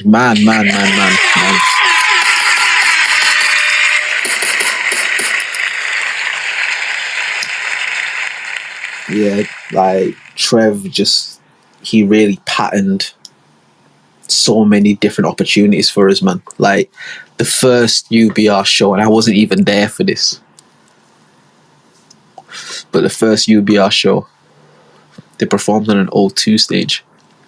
I remember that was around the time where Will had first hollered me about it and say like, yo, look, you know, we got some guys here, you know, some producers and stuff, like trying to do like the promotion and like, you know what I mean? He kind of the manager thing, like we building a team, we building a collective. And yeah, like, I want to bring you, bro. And this was around the time, again, I'm not with them, man, at this point. One sec. So basically, I met them, man, in uni. I met them, man, in university. First year of uni, linked with them, linked up with like Will and all these guys. Because the reason I met Will basically was I moved into student accommodation, and all the guys that like lived in my block, basically, they were like African brothers in it. And Will was brethren with one of them guys, so big up to Big Sam still. It was a guy called Sam that I lived with, and Will was his guy. So Will came through to kind of check him, and then I met Will by accident, you know what I mean? So, but Will shouted me because the second year, they all moved into one crib. That's if you ever hear the tracks and stuff, you ever hear me or Will or anyone else reference Drummond Street, that's the place that they moved into. So Will, Sam, Ed, I don't think Travis lived there, but all them guys, because they were all from Zim as well. Like my heritage is like I'm from the islands in it. My mum's from Jamaica, my dad's from St. Kitts, but they were all like Zim guys, so they all had like this connection. So second year, I basically got moved to like another flat in the student accommodation, and they all went to Drummond Street. So I didn't talk to them that much second year. So this is like kind of towards the end of that, going into third. And I've got my own dramas going on. I got like shorties in my life, because you know Drizz, you always keep a bitch with him, you know what I mean? So, you know what I mean? But like, and let me not say that, you always keep a woman with him. But again, I would keep in contacts with Will, but it was sparingly. It was kind of like, I want to keep this connection. So every so often I'm going to shout you, and every so often you'll shout me, but I wasn't really checking him like that. But again, he started shouting me like frequently, saying like, yo, bro, listen, we building this thing, bro. We got some guys here, fam. Like, you know, we got some connections here. We're doing this thing. Bring you in. And I remember I was like, when he first hollered me, I was a bit like, yeah, I want to do that, but you know what I mean? Like, I'm here cuddled up with Shorty and shit. Like, there's a bar that Drake says where, I can't remember what track it is, but it's like, he goes like, he was basically cuddled up with Shorty in the crib. And this guy came to him like, yo, bro, do you want this or not? Like, do you want this shit or not, bro? Because if you want it, we got to go, bro. I was in the state where I was cuddled up with Shorty. I was in all of them kind of dramas. And he hollered me the first time. So I was like, oh, yeah, bro, that sounds sick, fam. But yeah, that sounds sick. I'll link you in it. But you know, sometimes man say that. They're not really, you know what I mean? But I remember he shouted me again. And he was like, bro, fam, listen. Bro, 2 days ago, we performed at the O2, bro. We performed at the O2. And I was like, all right, there's something real happening here, innit? There's something real. Like, the O2, bro, you know what, bro? Saying that, and I'm coming through to the yard, innit? So I remember it was after that. And again, this is where the energy is high. People are cooking, and like, I go through to the crib. And again, Will's room was like on the bottom floor. So it was a house that I think was flats that they converted into just like a student house. You know what I mean? And Will's room was like on the bottom floor. I remember going in, his room was set up like it was like a studio, and there was like his bed, and there was just like other shit in the room. But like his room was like the living room though. So when people came to the crib, they would just come and chill in Will's room, sit all in his bed. Like his room was like the chill spot. The living room, people didn't even really go in the living room. They would go in Will's room to just chill. Random people would just come and chill in Will's room. Like his room was literally like a living room in it. But yeah, like his studio and shit, so whatever. And I remember going in there, obviously meeting all them guys, and you know what I mean, making those connections again. That's the first time I met Nathan Grizzly and Neil Duggs. A photographer, if you go back on my Instagram, to be fair, you'll see like pictures that are like in black and white and stuff when I had like the high top. Ian Wildman, he was the photographer that was moving with us at the time. Dope photographer as well, like dope. But he kind of, I think he just checked out. I think he got a girl and just kind of settled back and did his thing. I say all of that to say, because I know I just went on a tangent just then, but me and Will have been through things in it, like because that whole UBR situation, it broke up. Do you know what I mean? There was a point where essentially I felt like I wasn't being valued as an artist. I feel like I was kind of being shot on a little bit, and I was making arrangements to go and do my own thing. But within that, there were kind of like internal little beefs, not even just with me. Again, there was like Biggs and Travis had a thing, you know, like, bro, there was this one show in Birmingham when the whole shit went mad. Like, those are stories that we'll tell. We'll tell those stories in the future. But like, I'm just saying that through even the breakup of that whole thing, like me and Will always stayed close. And one thing I've always said to him is like, the reason I appreciate you is because there was a situation in UBR times in the studio where you rode out for me, pause, where you didn't have to, where you were like, bro, like, nah, he's my brethren and I'm not going to let man do him like this. And he didn't have to do that. And that's, you know, that's always been something I've held sort of like proper in it. So I say all that to say that me and Will are like guys. In the conception of the podcast, before we even record like the first episode, I obviously like the day job that I had and stuff. like my lunch break and shit, I would, because I get like an hour lunch break, I would just call Will and we would just talk on the phone for like the hour. We just talk about a whole bunch of different shit. And again, this is like 2018, 19 kind of times. So podcasts are bubbling up at this point, like this whole concept of what a podcast is. And we always had the conversation, because we've been having these conversations for years. So even before 2018, like this is from 2012 upwards, like whenever we link up or talk on the phone, we'd have these kind of conversations. And around that 2018 time, I was saying to him, like, bro, like we should do a podcast, bro. Like we should do a podcast, because these convos we have, like people would love to just sit and listen to these conversations we have, you know what I mean? And it's something we've kind of been going back and forth with for a while.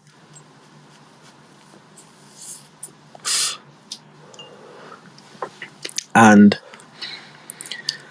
my guy Will, he stays up like Lancaster, Preston sides, like them sides there, innit? And obviously up there he's got like his own network and stuff. And the other guy on our podcast who was on it before, he was like always a brethren of Will. So when Will eventually moved out of Wolves, it's after third year of uni and stuff, like he moved away from Wolves, like the rest of the guys stayed, I stayed, whatever, but like he moved back up them sides because he had a network up there, because that's where he was born in Zim, but when he moved to England, he moved up them sides, so he's got roots up there type of thing. And as long as I've known Will and known like his life obviously up there and stuff, like this other guy has always been his brethren. You know, I've asked them how they met and stuff, and like they've known each other longer than me and Will have known each other. So me and Will are like a decade deep. So I think him and Will have known each other for maybe like 13, 14 years, something like that. White boy and shit, but like you were cool. Do you know what I mean? Anytime I would go up there and check them and stuff, he was always about. Do you know what I mean? He was always cool. Me and him always had a proper rapport. He said, you know what I mean, he like lived in Leeds for a long time and stuff, and before he moved up to Lancs Preston side, and like me and him, I don't say we bonded over that, but it's like, oh shit, I'm from Leeds, bro, like, and you know what I mean, it was one of those ones like, I've got a brethren who I really fuck with, and you're his brethren that he really fucks with, and me and you have a cool rapport, so like, yeah bro, we cool in it. And again, anytime I would link them, it was always love, you know what I mean? It was always like, again, there will be times I'd be up there and like me and homeboy would have conversations, and Will might be doing something else. Like, I fucked with homie, do you get what I mean? Like, cool guy, like really cool guy, you know? And when me and Will were having the conversation about, all right, you know what, we're going to really do this podcasting, we're going to really do it, I was the person who said, you know what would be really dope, bro? If we bring my man in it, bring my man. Because when you and I talk, because you and I have the relationship that we have, we can just pontificate about all sorts of things. And because I get your rhythm, pause, and you get my rhythm, pause. I still got that button, hold on. Pause. Yeah. Pause. Pause, innit? But like, me and Will, like we have that kind of energy and that sort of understanding. So it would always be a thing of like, you and I can have conversations about all sorts. We could talk about the music industry. We could talk about being independent artists. We could talk about global tyrannicalism, the political, like we can just go all over the map. We can talk about what they've done to black people. Like me and Will, like, because that's my brother in it. Like I love Will. And Taff, I see you in the audience. Big up to you, Taff, and give you air horns in it.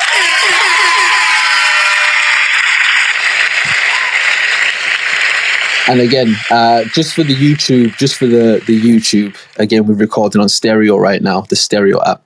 And our guy, Tafara Sinzara, you know what I mean, is tuned in. Taff, tell your brother, call me, you know, fam. I've been trying to call your brother for like a week, fam, and your brother been ducking me. And you know that I love your brother like a brother, innit? That's my guy, innit? Like, so tell him bail me, fam, cause he's been on a long thing, innit? But nah.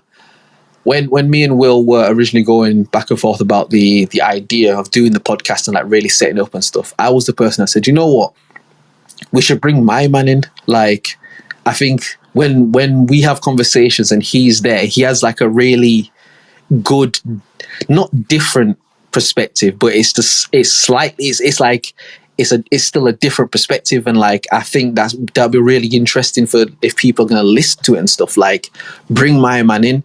Do you get what I mean? Because again, the one thing I've always said about black people, I believe that black people cannot be racist. That's my personal belief. If people disagree, that's cool. My personal belief, black people do not have the ability to be racist. And what I mean by that is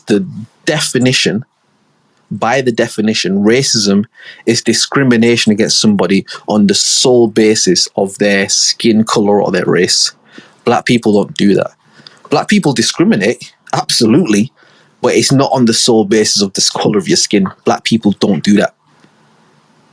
So the fact that my guy Will has this brethren who's white and they're cool and shit, my thing is like, all right, bro, like, listen, if my guy Will vouches for you like that, then cool, bro.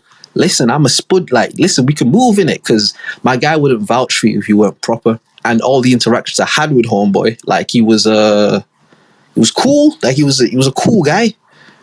He's always been a cool guy. Again, like I said, him and Will have known each other longer than I and Will have known each other. Like, and anytime I've interacted with this guy, where we've done like shows and stuff, I've gone up there and chilled, talked on the phone, whatever. Like, he's always been cool, you know. So my idea was, listen, if we're gonna do the pod, let's do it, but let's bring him as well, because he's your brethren, and because he's your brethren, I mean, her thing, like, he's my brethren too. I fuck with man in it, so I think it'll be good to have that pause, that three-way conversation. Do you get what I mean? Where we can just have different opinions and just bounce off each other. And a lot of this is pause worthy in it, like pause. You get me? But so yeah, that was kind of the conception of the pod. And even Taff, I don't know if Will told you this story, but the reason that this podcast is even called the OnlyMans podcast is basically it's one of the early episodes, and because if you go back on stereo, you look at like the different convos we've had, they're not all called the OnlyMans podcast. Some of them are just like talk or whatever it's called. But the whole thing was like, Will told a story about his dad buying like computer equipment, like buying like a webcam and this and that, because he was gonna like do some stuff in it. And me and the other guy who was on the pod, Will's brethren, like, we were joking how Will's dad is gonna start an OnlyFans. It was like, wow, bro, your dad's buying a webcam and shit, bro. Like, yo, he's selling some shit on OnlyFans, in it. Your dad's going crazy in it. And Will was like, bro, nah, you man, bro, my dad will punch everybody up, you know, fam. Like, we can't. And like, it was just hilarious in it. And then I think, again, I don't want to take credit, but this is what happened in it.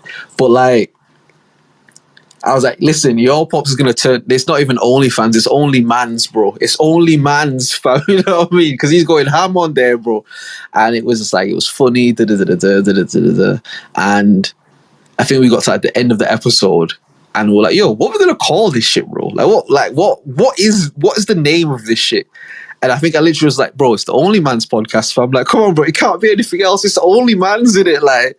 And then everyone laughed and didn't take it serious. But like, yeah, fuck it, OnlyMans. And then from there, like, it kind of stuck in it. So I say all of that to say, I feel like when we really started the idea and the concept and the practicality of the OnlyMans podcast, like, we're going to do this, it was really good. It was really good. Like, I feel like the combination of my perspective, the combination of Will's perspective, the combination of Homeboy's perspective, like, I think it was a really good team thing.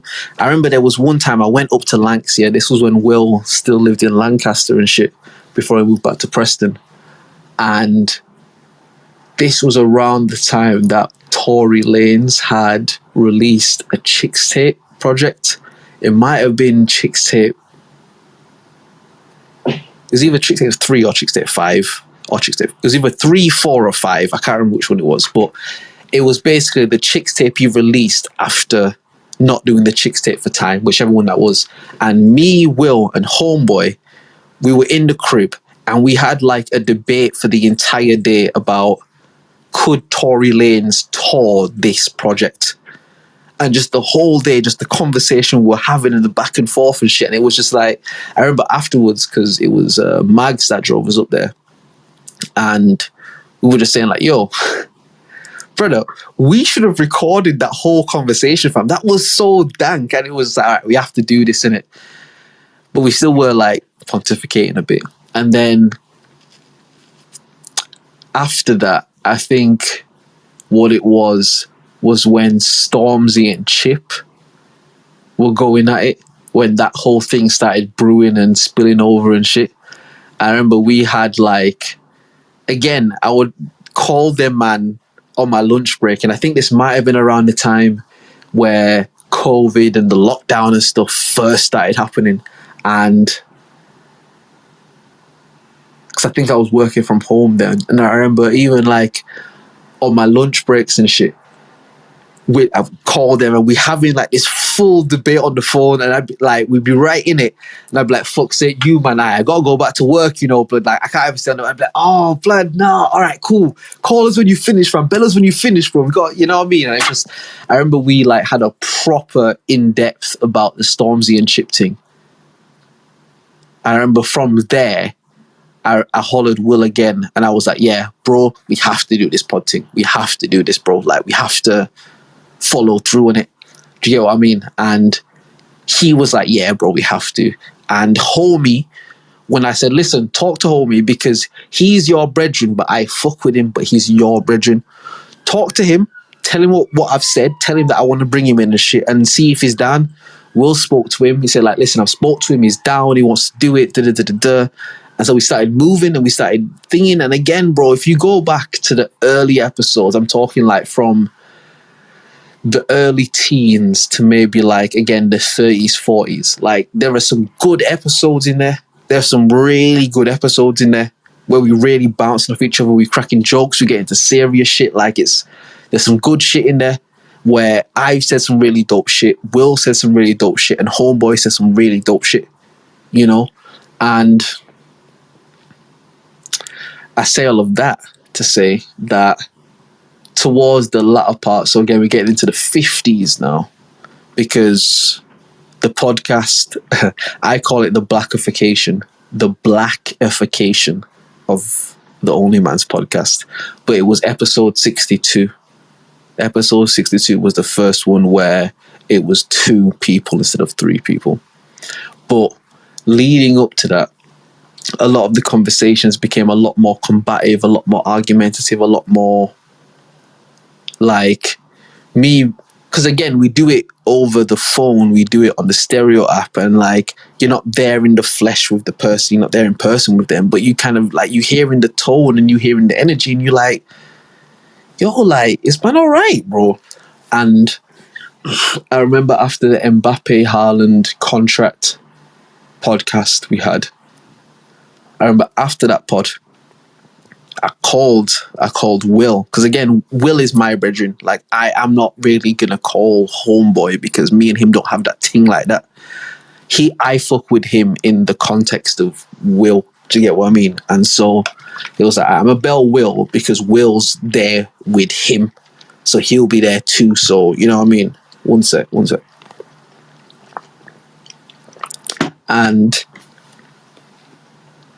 I remember I belled him after that pod, and I said, yo, listen, man, I kind of felt like the energy got a bit techie. I kind of felt like it got a little bit real. It started to feel like real.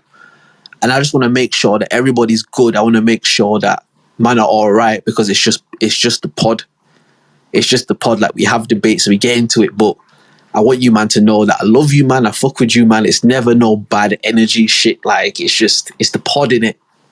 And the response I got was, yeah, fam, it's just the pod, bro. Will was like, yeah, it's just the pod, but I think maybe we should stay away from the combative shit a bit, you know what I mean? And Homeboy was like, nah, bro, it's cool, man. It's just the pod in it. Like, we just, you know what I mean? We get into it sometimes, and it's just the pod. because I was kind of feeling like it was getting a bit fucked up. But because man said that to me, I was like, all right, cool, all right, bless. It's just a pod, all right, cool. I think there may have been like 2 or 3 more episodes that were like that. And the pinnacle episode was, I can't remember the entire podcast because, again, I wasn't expecting to do this pod by myself. And big up to my guy Will, because it's always love. So I didn't research it or anything, but it was the pod where we spoke about the guy who was fucking with Mike Tyson on that flight, and then Mike Tyson like thumped him up. And I made a comment that basically said, because it was a white guy fucking with Mike Tyson in it, and I made a comment that basically said like, yo, it's white privilege that this guy thought he could just fuck with Mike Tyson and nothing was going to happen, because there's no black nigga on planet Earth that's just going to fuck with Mike Tyson, because we know what Mike is, bro. We remember the animal. Even me, I was like young when Mike was in his prime, but you can look back and you can see the energy that he exudes. Like, you can see he's not a joke in it. There's no black nigga that just fist to fist is going to fuck with Mike Tyson. Never, bro. But there was this drunk white guy on a flight, and he just thought he could fuck with Mike Tyson because, he's been in the Hangover videos and he's like this funny guy and he's been on like the Comedy Central roast and stuff. And it's just funny Mike and he talks funny and like, what's he going to do? Hit me. Like, I made a comment that it's like, that's white privilege, that white boy felt so safe fucking with Mike Tyson. Like, Mike Tyson isn't the beast that he is. And the other host, so not me and not Will, but the other host, took issue with that, I believe, and was basically like, nah fam, like, why the fuck you gotta bring up that he's white? Like, why you got, like, that's got nothing to do with it. Like, he was just an arsehole. It's not to do with white. And I was like, yeah, like, I hear you, but even a black dude who's an arsehole isn't doing that to Mike Tyson. That was the point I made. I was like, bro, I hear you on him being an arsehole, but even a black nigga who's an arsehole, he's never going to fuck with Mike Tyson like that. Because black people, blood, there's this interconnectivity we have here where you just know the niggas not to fuck with. As a black person, no weapons, no guns, no knives, no crowbars, no hammers, no nothing like that. Just one-on-one, you as your being and someone else as their being. There's no black nigga on planet Earth that's going to fuck with Mike Tyson when they don't have to. We just not going to do that. The nigga can be the biggest arsehole in the world. Niggas ain't going to do that. Only a white boy would feel safe fucking with Mike Tyson because he feels like unconsciously, he feels like his whiteness protects him. Because what the fuck is Mike Tyson going to do to me? What, are you going to beat me up on the plane? Well, what's he going to do? Like, that, it's white privilege, bro, like it is. And the other co-host really took issue with that and really like shut down in the middle of the podcast. So again, for anyone who's listened for like a long time, you'll notice that the pods that we do, like, again, between me and Will, like, these shits are like 4 hours plus. Like, we have this weird thing where we always want to get to 4 hours. You know what I mean? Like, even today, I'm podding by myself and I'm really trying to fucking knock the shit out the park, but it's like, even thinking about the 4 hour thing, it's like, blood fucking hell, bro. Like, but if I can do it, bro, like, I want to do it, do you know what I mean? And this, when I made the comment about the white privilege and Mike Tyson thing, I feel like that might have been an hour and a half, 2 hours, 2 hours and a half, around that kind of time frame into the podcast. And the other host, so the host that isn't me and the host that isn't Will, the other guy that was on the pod, like, he just shut down. He just stopped talking. He literally was like, I heard when I said the white privilege Mike Tyson shit, I heard like some murmurs in the background, and then man just stopped talking. And God bless Will, like, what I understand now is that he would have been there because, again, they were in the same vicinity, and he would have been there and he would have seen the change in energy and shit. And God bless him, like, he kept the conversation going because I'm here, I'm on this side, they're on that side. Do you know what I mean? It would be like me recording from this side in the Midlands and them recording from that side up north. And he did everything that he could do to make sure the conversation would keep going, to make sure the energy wouldn't dip. Like he managed it really well. And I remember we kind of got towards the end of the podcast, and we used to do this thing where we would say, it's like, we call it final thoughts. And it was the concept of everything we've talked about today. Like, what's kind of just the final synopsis, the final kind of thing you want to just leave with the audience? Like, what's your final thoughts, literally, in it? And the idea, because again, we had done this over like a sequence of episodes. Like, this was a regular thing that we did. And we'd all go in turn. So whether I go first and then Homeboy, then Will, or I go first and then Will, then Homeboy, or Homeboy go first and then me, then Will, or Homeboy go first and then Will, then me. Whatever the order was in it, like, each of us would give a final thoughts and we'd close the pod out. And we got to the final thoughts part of the podcast. And I said, like, yo, Homeboy, like, what are your final thoughts in it? Like, what? And he was just like, nah, bro, I ain't got nothing to say in it. And I remember I was kind of taken aback. I was a bit like, I didn't verbalize it. I was like, wait, what? Like, what? I was like, bro, like, it's final thoughts in it. Like, you don't have anything you want to say. Like, all the shit we've talked about today, the Mike Tyson shit, the this, the that, like, everything we've gone through today, bro, like, you don't have anything you want to say. And just like, nah, fam, minute, like, everyone just stay safe, whatever, like, nah. And I remember kind of being like, bro, come on, fam, like, give the people sort of minute, like, but the tone of my voice, I'm trying to be like, not placating to man, but it's not combative. I'm like, bro, come on, bro. Like, come on, say something. Even if you want to say, like, fuck everything Drizzy said, like, say that. Like, say something, innit? Like, say something, bro. And he was just like, nah, I ain't got nothing to say in it, like, whatever. And I remember I was pissed off, bro. I remember I was pissed off, fam. That pissed me off, bro. And obviously I gave my final thoughts because I'm professional. Will give his final thoughts as professional. But I remember listening back to the episode and it's very clear that I took issue with that. And I remember that night, we finished the pod, because again, we were recording maybe like midnight till 1. I'm finishing the pod that night. I'm being like, yo, I need to call these niggas and fucking get like, nah, bro, niggas can't be doing that on no podcast, bro. What the fuck kind of shit is that, bro? Like, I was going to call Will and cuss man out on the phone. Not cuss Will, but because I don't call Homeboy, I was going to call Will's phone because Will was with him. And I was going to just cuss man out on the phone. So, bro, what kind of fuck shit are you doing? Like, I was going to cuss man out, but I said to myself, brother, if you call them tonight, you're pissed off right now. You're pissed off.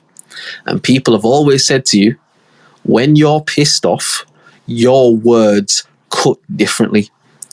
Because you're so good with words, when you speak to people in that energy, it cuts to a different place. So I've always tried to be aware of that. So I said to myself, you know what, bro? Don't call them tonight. Go bed, go sleep, wake up tomorrow, and then go from there. Alright, cool. Woke up the next day, because I wasn't working the day job then at the time. Like, I wasn't things. So I had the day and stuff. I woke up the next day and went through the sequence of events again in my mind. And as I was playing over the shit, I'm like, nah, he was taking the piss, bro. Like, what kind of shit is that, bro? We on the podcast and niggas ain't talking, fam. So I remember, because we had like a WhatsApp group in it, and I would, like, again, I don't want to keep saying things like I'm taking credit for it. Okay, it's not about taking credit. I'm just trying to give context because these are the things that happened. The YouTube page that's up, where the YouTube podcasts are upload weekly. I set that up. I upload the pods every week. Me. Will don't do it, and Homeboy never did it. I do it. And that's not to take credit. It's just because that's what happened. Because for me, if I'm in a something with my G's and I believe in it, I'm going to do everything that I could do to, you know what I mean? So it's like, yo, listen, you man, don't even worry about that. I didn't even talk to them niggas about that, bro. Okay. I talked to them in the sense of I said, like, yo, we need to start the YouTube shit. And they're like, yeah. So I just took the initiative and just like, bro, I'm just going to fucking do it. I can do it. I'll just do it. You know? And the socials, the Instagram, the Twitter, it's all on me, bro. And I know the socials, I don't manage those the best because I don't manage socials the best anyway. But I set all them shits up, you know? And even like the graphic, like in the caption right now, you can see the link to the YouTube page. Even like that graphic, like I made that. That man didn't make that. I made that, bro. It's not to gas myself. It's just because that's what happened, fam. Because I understood that we were doing something, and you know what? It's important to have an identity and have people see something that they can kind of, you know what I mean? Like I did that. I just took that on and did that because it's something I care about, something that I fuck with. And so for me, when 1 second.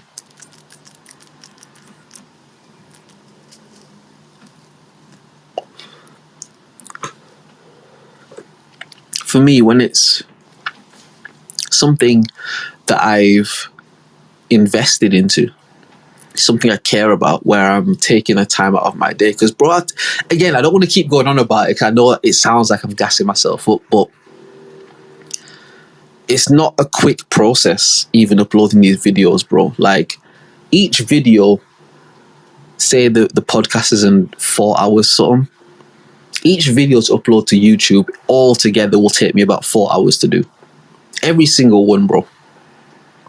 And I just do it, fam. Like, it's not a complaining thing. It's not, oh, look what I'm doing. I just do it because it needs doing. Like, that's me in it. And so for me, it's like, listen, if I care this much to take this time out of my life to do this shit, how can man be on a podcast, be doing final thoughts, and niggas don't want to say, you don't want to say nothing, bro. There's nothing after this 4-hour podcast that you want to say. Are you taking the piss, bro? So in the WhatsApp group,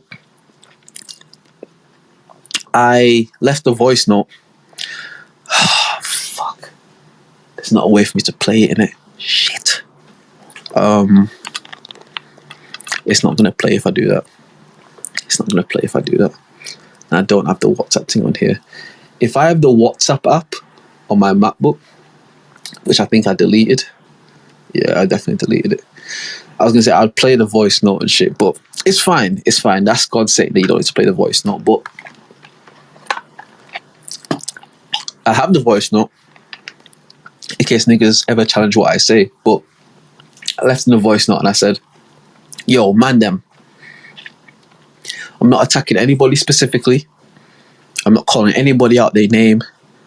Nothing like that. I'm not trying to do that. But if I'm being honest, this message is more so directed to Homeboy.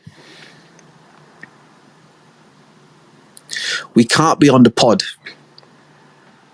trying to build something, trying to do something, because you have to remember these times here, this is when we're getting a lot of crowd interaction, like on the stereo app, like people are chiming in voice notes. There's all sorts of different people that have come in and fucked with it and subscribed and all that sort of shit. I'm like, bro, like, we trying to build something from the ground up with nothing else but us, bro. We can't be on the pod and niggas don't want to talk on a fucking podcast, bro. What kind of shit is that? What kind of shit is that? You know what I mean? Like, we have to talk on a podcast, bro. We can't not have conversations. And it's like, I left a voice note just basically explaining that, like, bro, I'm not happy with that. That can't run, bro. That can't run. If niggas don't want to do the pod, don't do the pod. If man have a problem with talking on an audio podcast that's all audio, bro, meaning there's no visual element to this. All of the love and all of the subscribers and all of the people that are leaving voice notes and all the people that are following us and all the people that are fucking with this shit is all on the basis of an audio experience, bro. If niggas don't want to talk on an audio experience, don't fucking do the podcast.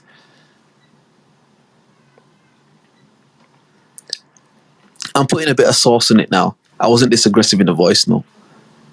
But the whole point of the voice note was just to say, like, bro, we can't not talk on an audio podcast. And if man don't want to talk, just don't do it. Homeboy come back in the group and said, fuck that. I'm going to get, because I can't play any audio files, but I can bring up the actual messages. And I want to be fact-based in this shit. Yeah? I want to be fact-based, bro.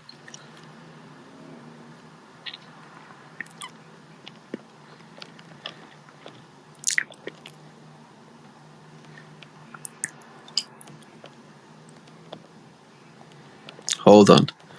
I'm just finding the shit, bro. Because I don't want niggas to ever come out and say that I lied on them or said some shit that they didn't say or nothing like that, bro. So, okay. Will this play? Hold on.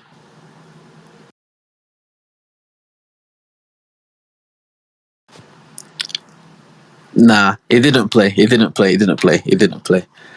So, I left a voice note again, just basically expressing my dissatisfaction with how the podcast was conducted, right? Homeboy writ a message, and I'm going to read it verbatim. This was a safe environment until you turned this into a witch hunt for white people.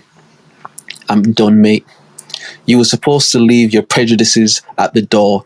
You've made me feel like shit multiple times by white privileging everything under the sun.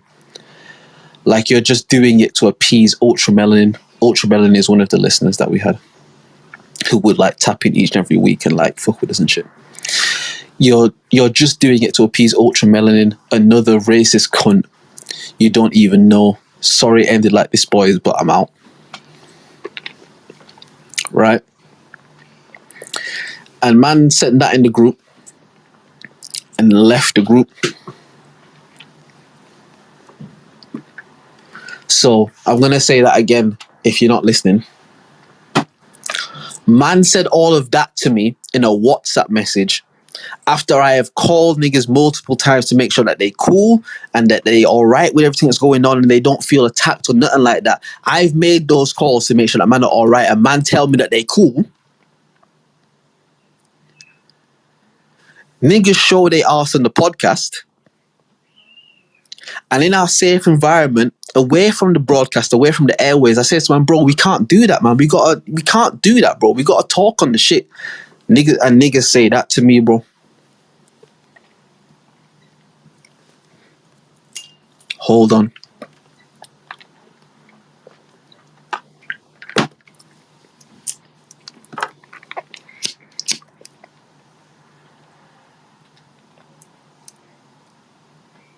I'm still here.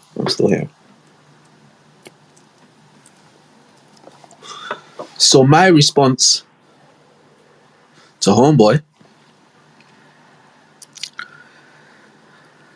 was, brother, if that's how you feel, then that's how you feel. It was never my intention to attack you. In fact, I've been the person that's defended you multiple times. Again, on the Stereo app, what people can do is they can leave voice notes while you're talking. So if they're interested in the conversation you're having and they want to add something, they can leave a voice note. You can play it on the podcast. I'm the nigga where people have left voice notes saying, what the fuck is this white boy talking about? I'm the nigga that said, like, nah, bro, listen, he cool, man. Like, he cool, bro. Like, nah. Even if he said that wrong, he all right, bro. Like, and niggas told me that I'm turning the platform into a witch hunt for white people. A white nigga said that to me, who's supposed to be my brethren. Air horns.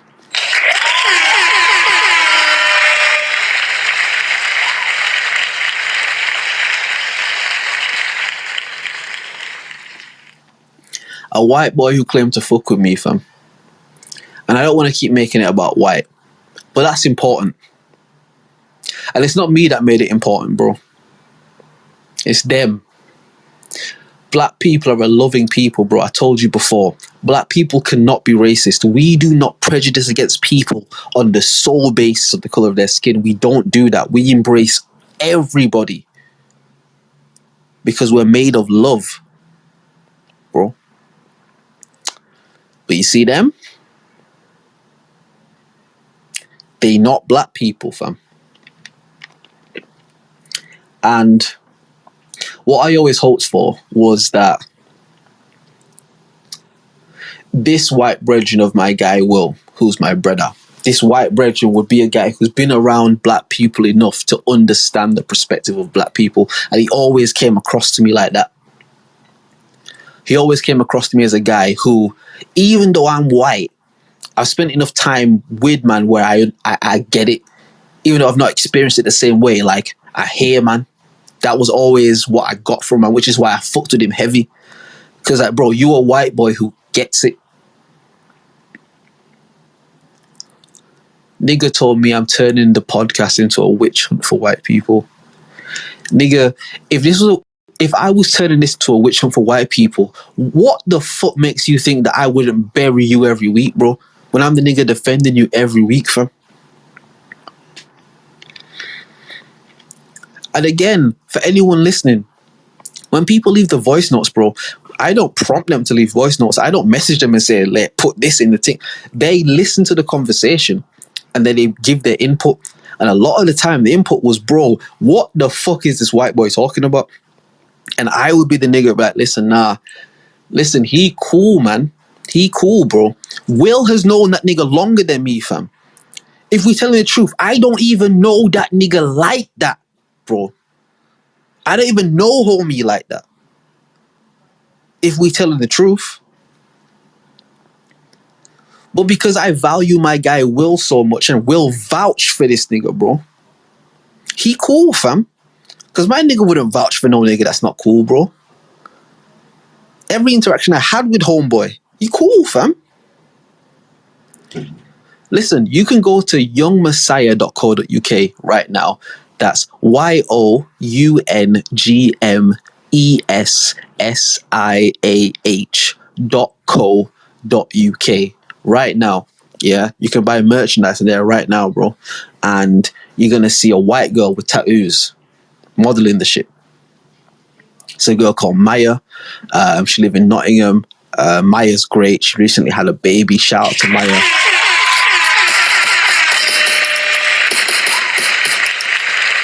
Shout out to the whole Nottingham crew. There's really cool people over there, man. I really fuck with them. But I said to homeboy, listen, on the next line of shit I do, bro, I want you to model this shit from. Because as much as niggas think I hate white people, bro, I don't hate white people. I just hate whiteness. Does that make sense? I might tweet that. Hold on, I might tweet that. Hold on. I'm going to tweet that right now.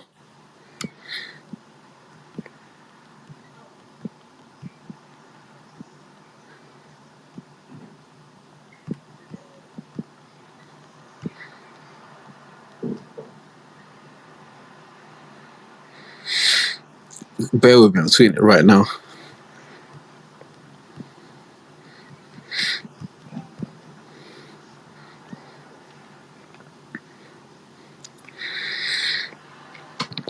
Yeah, like that's what it is. Like I don't hate white people at all, but I do hate whiteness. And the fact that there have been situations where I've been in with homeboy where Will's not even been about, bro. Like I don't want to turn it into no smoky thing like that because it's not about that. But bro, I've been with nigga where I've been the reason why niggas didn't get their wig split. I've been the reason why niggas didn't get their face kicked in.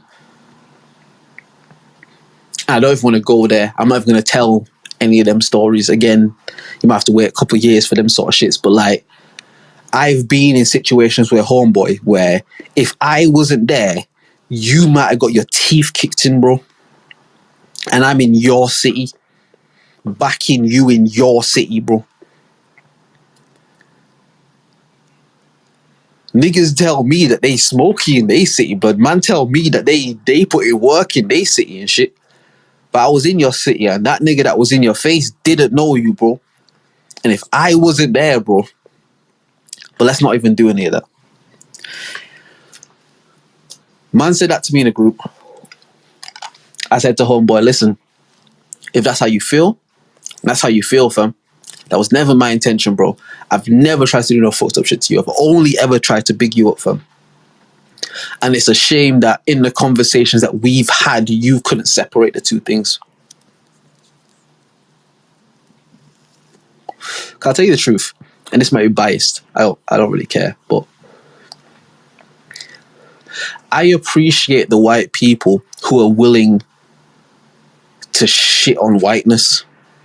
I appreciate the white people who are willing to say, like, bro, white people have done fucked up shit. I appreciate those white people, because what I understand about white people, bro, and it's a hidden thing where if you don't know, you don't know, but they know that they white, fam. This whole thing about we don't see color, they know that they white, bro. And behind closed doors, when it's just them, fam, some of the shit that they talk about and that they say is insane, bro.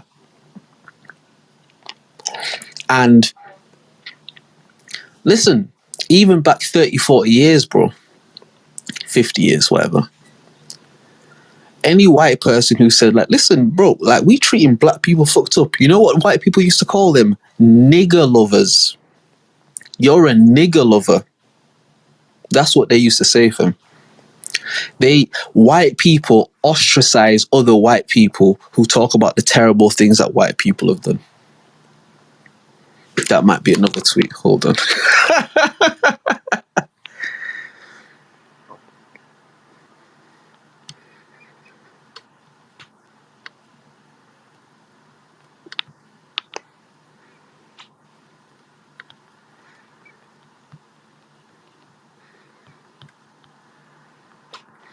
Hold on.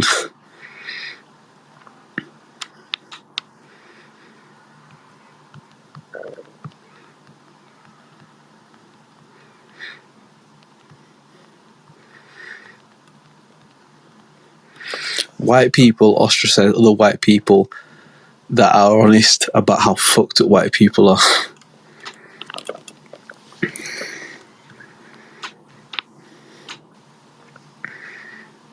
And that's fucked up.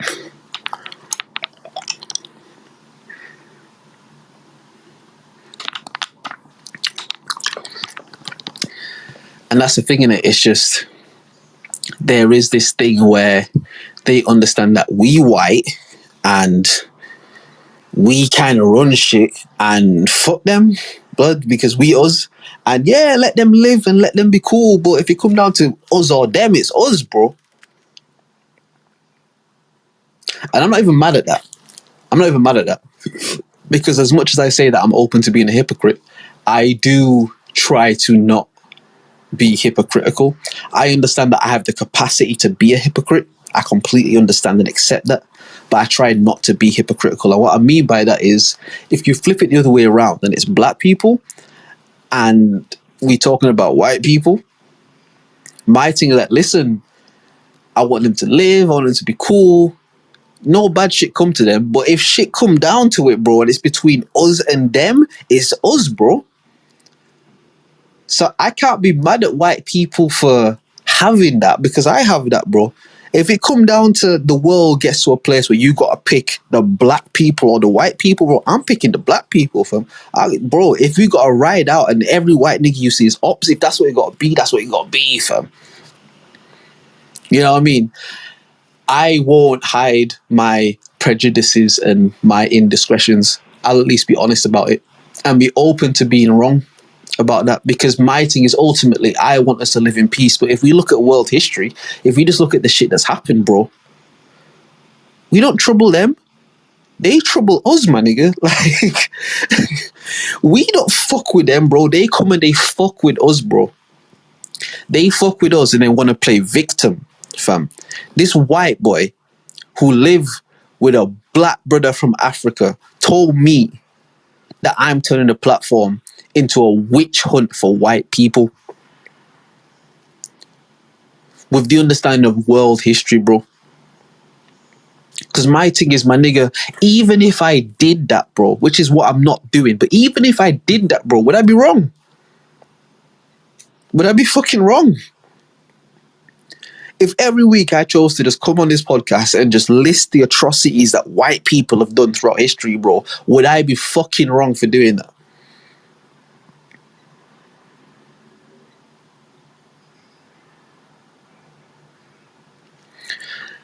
And so it's mad that,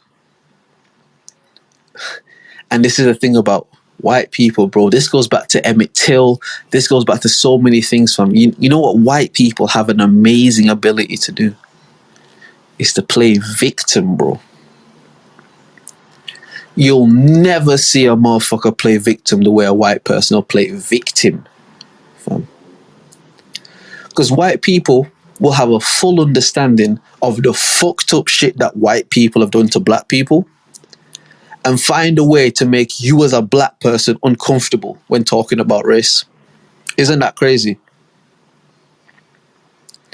If a conversation for whatever reason goes to like a racial thing, you talk about racial shit, the white person will find a way to make you as a black person feel uncomfortable, will find a way to make you feel like, why are you bringing up race? Isn't that fucking mad, bro?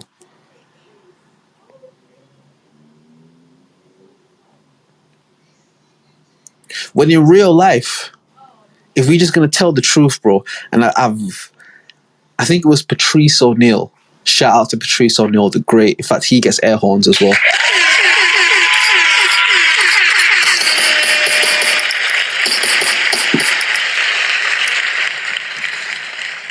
I remember one of the O&A shows I listened to Patrice O'Neill on. He was kind of talking about a similar thing. And he said, brother, do you understand how lucky white people are that black people aren't fucking insurgents and terrorists, bro?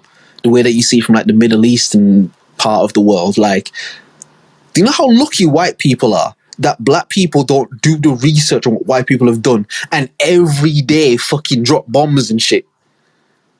Because if black people said, wait a minute, hold on. Throughout fucking history, they have done nothing but rape and pillage us, bro. Kill all these niggas, fam. How lucky are white people that black people aren't that? Because like I said to you before, fam, black people, not white, black people cannot be racist. It's not something built into our DNA. Black people are a loving, embracing people. Which is the reason why a black slave will be loyal to a slave master till his very end.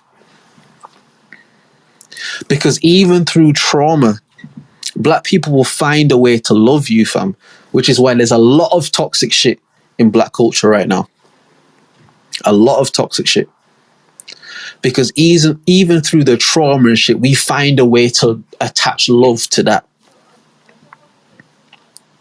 We're a loving, embracing people that have had nothing but fuckery done to us. When you talk about a people that have been mistreated, raped, pillaged, robbed of our language, robbed of our culture, robbed of our religions, robbed of our spirituality. Any kind of magic that come from African people, they call it witchcraft and black magic. And we're conditioned to think that all of those things are evil and from the devil and Illuminati and shit. Do the research, fam. Haiti. Research Haiti. If you bored, just look into the history of Haiti. White niggas try to attack Haiti so many times and they use magic to fend them niggas off, fam. Do the research. They killed the president of Haiti like 2 years ago.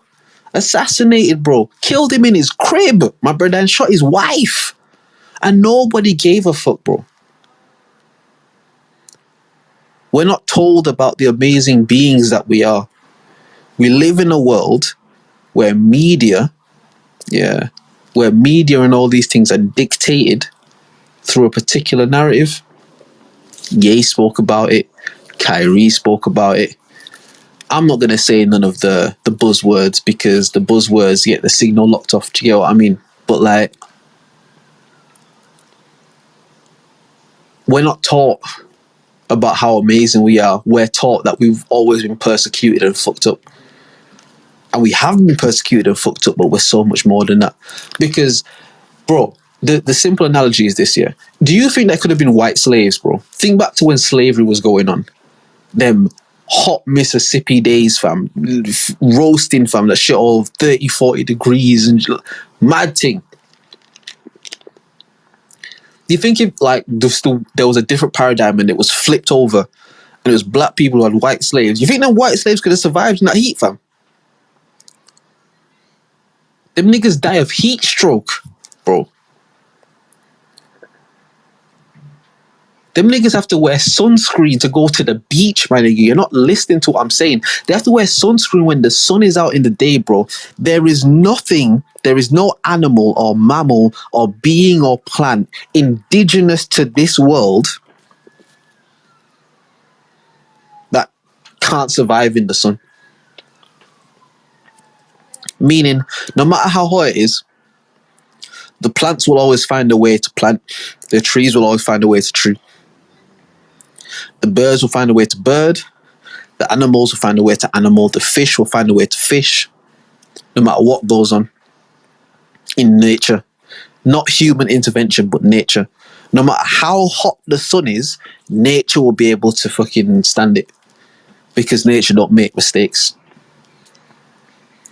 And if nature doesn't make mistakes, but there are certain niggas that have to wear sunscreen to go out in nature, you have to ask yourself, where do these niggas come from, bro? It can't be here. But I'm not going to do that because I'm talking about the background of the podcast and I want a segment just there. Homeboy basically said that the podcast is done. He's not doing it no more. I've turned it into a witch hunt for white people. He's over it. Now, with all the things I've just explained to you, right? What if I decided that I wanted to be offended? What if I decided that I wanted to take that personally? What if I decided that I wanted to attack man the way that he attacked me? I could really do a mad thing, right? But throughout that whole situation, I never came on the pod and spoke about it. I never came on the pod and cussed man's name or said fuck him or nothing like that, bro. And anytime man came up, bro, I always said big up to him. Do your thing. Zimmy. This same brother has been running into a lot of issues with people within our circle. And I probably shouldn't even say this, to be fair, but I do know that there was a family event that Will's family were hosting and Homeboy was there and Homeboy found a way to have an issue with man's family. And throughout this whole thing, I've tried to reach out to Homeboy plenty of times individually. I've left man voice notes, I've messaged man, I've called man, all that saying, brother, we should talk. There was one time I called Will and he was there, bro. Homeboy was there. And Will said, yo, Homeboy is here. And I said, Homeboy, we should talk, man. Bell me, bro. Like, we should talk, fam. Nothing, bro. The nigga has not returned anything, bro. He's not returned no messages. But the nigga, he'll go on the message and read it. He'll listen to the voice note, the missed call, whatever, but no response from. So my thing is like, all right, cool. If that's what niggas is on, that's what niggas is on, fam. And there was one time, because again, Will's moved to a different spot now. I think he's staying in Preston sides, and like, he said to me a few times, like, bro, you need to come through to the crib, and you need to da. And I've said, like,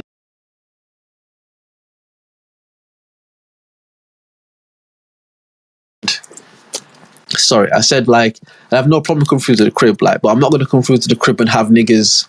I'm not gonna sit in no weird energy with niggas. I'm not gonna sit in no like, because if I feel like man's being funny with me, I'm not gonna pretend like man's not being funny with me. I'm not built like that. Do you get what I mean? And so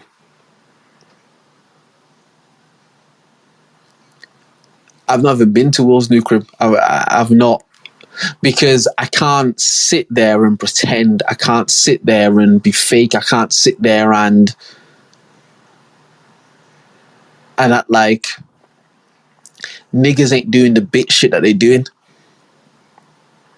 And my thing is, man, hear that and they want to get all ego and defensive and da da da da. But really, it's homeboys doing bitch shit, innit? Like, it's just, but we've all had those moments in life. That's what I'm trying to say. I'm trying to say, bro, I know that I've had bitch moments in life where I've just been a bitch, bro. I've just been in my feelings and I've been a hoe, bro. Like, I've been a bitch. Like, it happens. But my thing is, Will keep trying to get me to give him an out. Not that Will's trying to get me to give Will an out. That's not what I mean. I mean, whenever I spoke to Will about the situation with Homeboy, Will is trying to get me to give Homeboy an out. Like, oh, well, Homeboy's going through shit and Homeboy. And my thing is like, bro, if he going through shit, the man can fucking be on his side, bro. But niggas can't shit on me and think that I'm going to rock with them, bro. No way, fam. Niggas can't deal with me a certain way and think that I'm, like, how am I supposed to respect how niggas have dealt with this shit? Where I've come before anything's blown up and asked, man, is there a problem? And niggas have said to me, there's no problem, bro. There's no issue. It's cool. I've come to man again and said, bro, listen, it kind of felt like there was a problem. Is everything all right? And man, I've said, bro, there's no problem. There's no issue. It's cool, bro. I promise you, it's just a pod, fam. And then one day, niggas getting their feelings and shut down on the pod. And I say to man, off the pod, brother, we can't shut down the pod. We have to talk, bro. We have to say shit. And then niggas call me all kinds of racist cunts and this and that. And I keep trying to say to Will, I'm not past forgiving the shit. I'm not past getting over the shit. And I'm not past getting past it.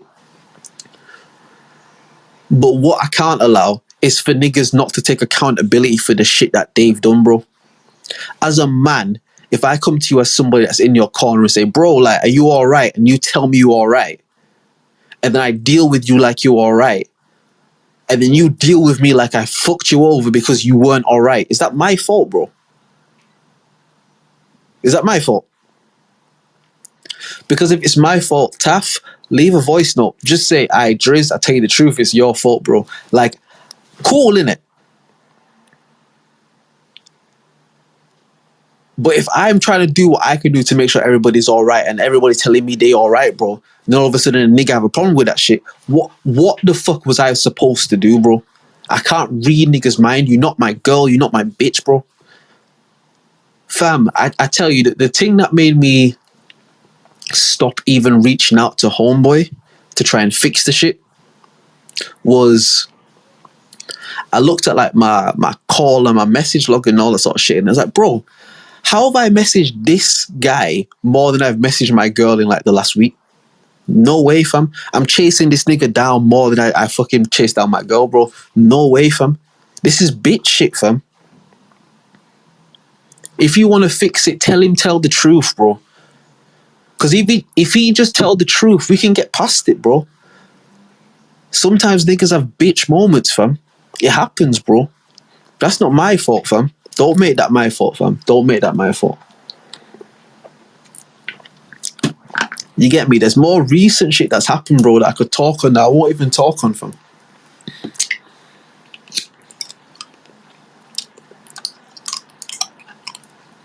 But I'm telling you now, yeah. I'm telling you now. Should I even say that shit? Should I even say that shit?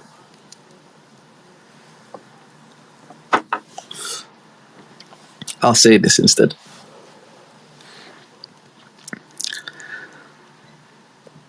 If Will want to maintain a relationship with Homeboy and still continue to elevate in life, at some point he's going to have to make a decision.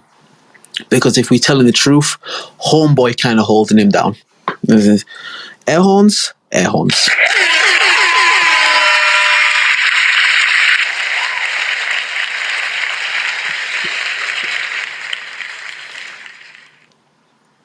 I've been there plenty of times. Spoke to them, man. Tell me the shit they got going on, the plans they have, the ideas they have. And I said, yo, homeboy, man, listen. You do start doing all sorts of shit. You know what I mean? You can pattern, you can move, you can think, you know what I mean? And there's just never been like a reciprocation. No, not even reciprocation. There's never been a... Hold on. I think Will might be trying to call me. Hold on.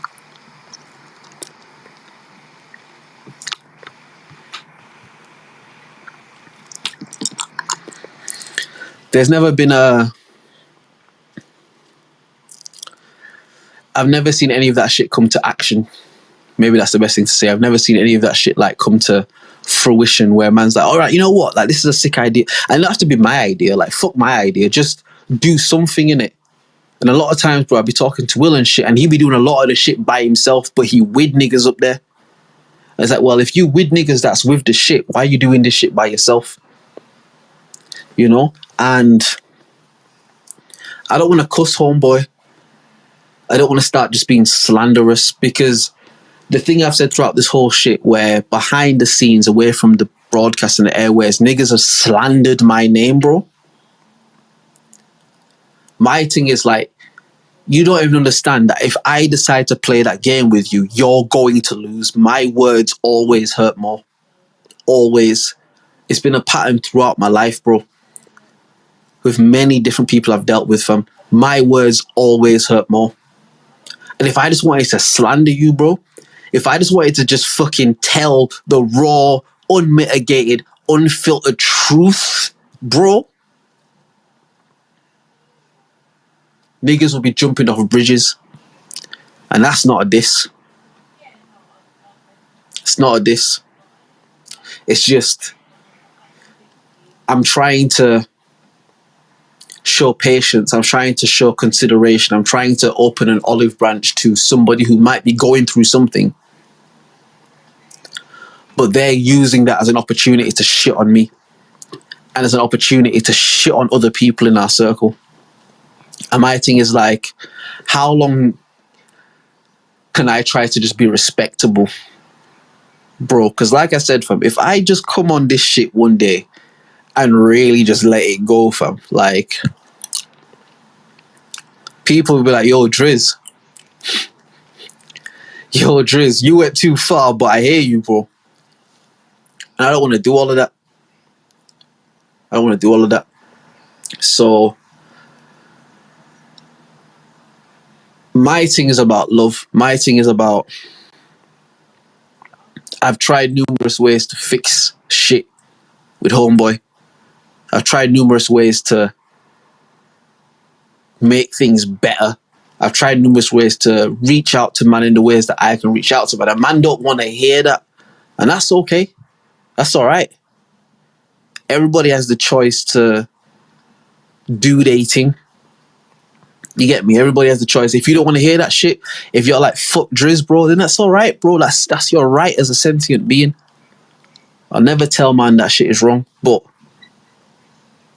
if niggas ever want to fix this shit, bro, like, man have to be accountable for what they done, bro. And if you feel like I have to be accountable for some shit, talk to me, bro. I'm never afraid for niggas to talk to me and tell me some shit that I've done, bro. Because if I've done some shit, I will hold my hands up and say like, yeah, I did that. Talk to me, fam. But niggas can't not talk, but we saying all kinds of shit behind the shit, bro. Like, come on, man. That's some bitch shit, bro. That's some whole shit, fam. And we've all had whole moments, bro. We've all done whole shit. Like, I've had whole moments, bro. We have, but it just is what it is. A nigga's gonna, like, yo. My thing is, the definition of manhood is being able to just be accountable for everything you do. If niggas could just be accountable, like, bro, I'll tell you the truth, I've been doing some whole shit. You think man can't embrace that? I can embrace that, bro. I can be like, all right, fam, you know what? I hear that because you know what? Here, sometimes I was doing some whole shit and and get to the bottom of what I go on, like, because I don't hate, man. I don't hate, man. I ain't got nothing against, man. I ain't got no problems with, man. Homeboy was always cool. Homeboy was always cool. You get me? Like, it was never a thing I was saying, like, yeah, I don't fuck with, man. Not like, he was always cool, bro. Will had a girl where shit went left, like a girl that he was with one time. And even that girl, and not even to get messy or nothing like that, I'm not trying to do that, but even that girl said, like, yo, homeboy was always cool to me. When all of Will's bridges weren't always cool to me, homeboy was always cool. My girl had been up there one time and said, like, yo, homeboy was cool. That's the thing that fucks me up about this, is that homeboy was cool.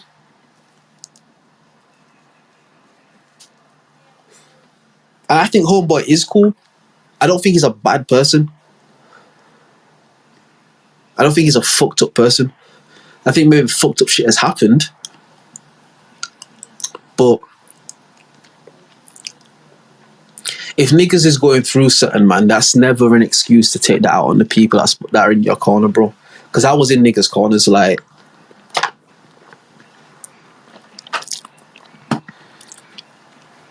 I was gonna make this nigga the new face of the YM shit for the new line, bro.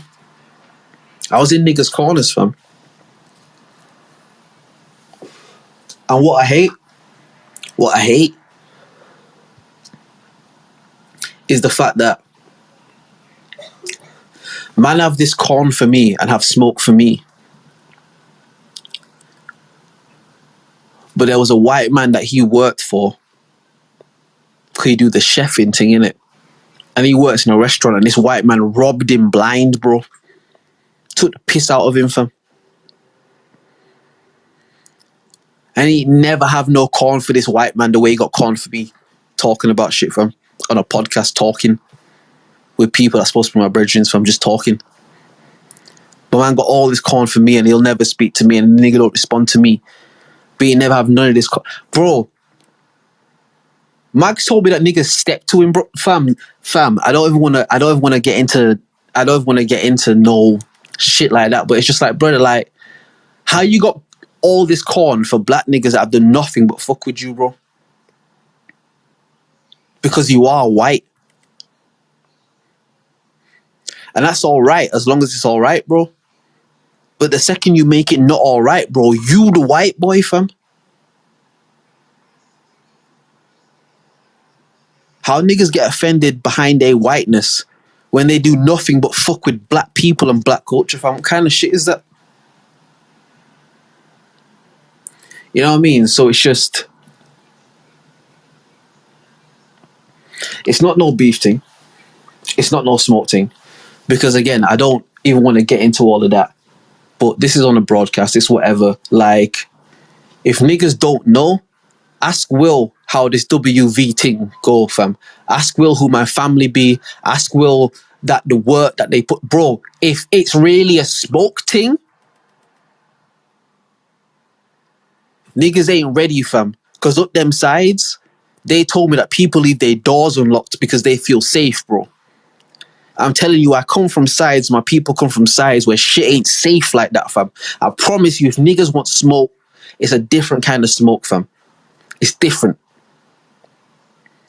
And I'm not saying that trying to be a bad man, because I'm not a bad man. I'm not. I'm a good man.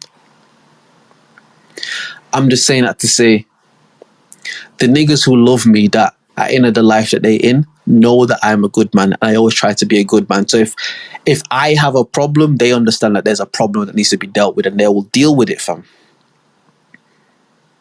I've had family do time behind shit that I've had to deal with, fam. Like, don't fuck with me in it, because I don't try to fuck with people. But if you're on a podcast talking honest shit, let's talk honest shit, fam. Even if niggas is offended behind their whiteness, bro, just say it on the pod, bro. Like, cool, fam. Because no matter what you say, unless you call me a dirty nigga, bro, unless you go down that route. If you just have a perspective, bro, I'm not going to be mad at you for your perspective, man. G. Like, talk your things, innit?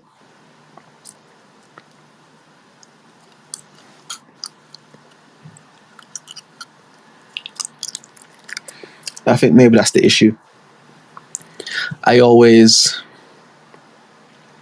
thought of man as like an intellectual.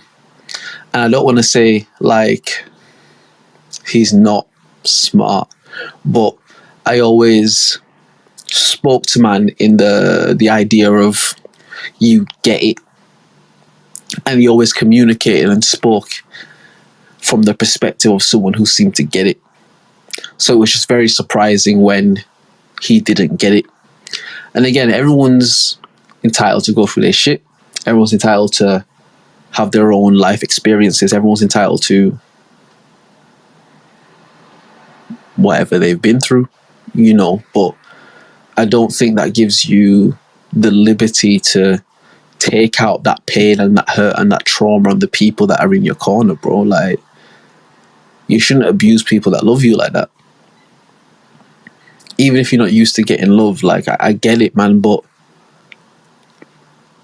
if you can't embrace love, then niggas have to get the fuck away from you, fam. Like, it's just what it is, bro. Like, it just is what it is. You know what I mean? And again, I'll tell you the truth, man. Just because of certain situations that have transpired recently, again, behind the scenes, kind of with Will and Homeboy and other people, again, things surrounding the podcast, like, I don't even know what the future of this podcast will be. Air horns? Air horns.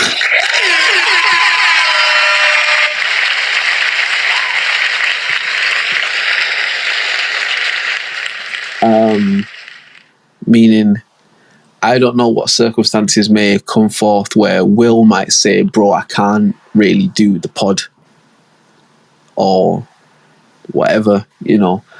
I just think that it's our duty when we are doing things, when we're trying to find ways to move forward in life, to just try and be the most authentic versions of ourselves. So wherever this recording may end up in history, I want niggas to at least know that I try to always tell the truth, but to also be fair outside of my perspective.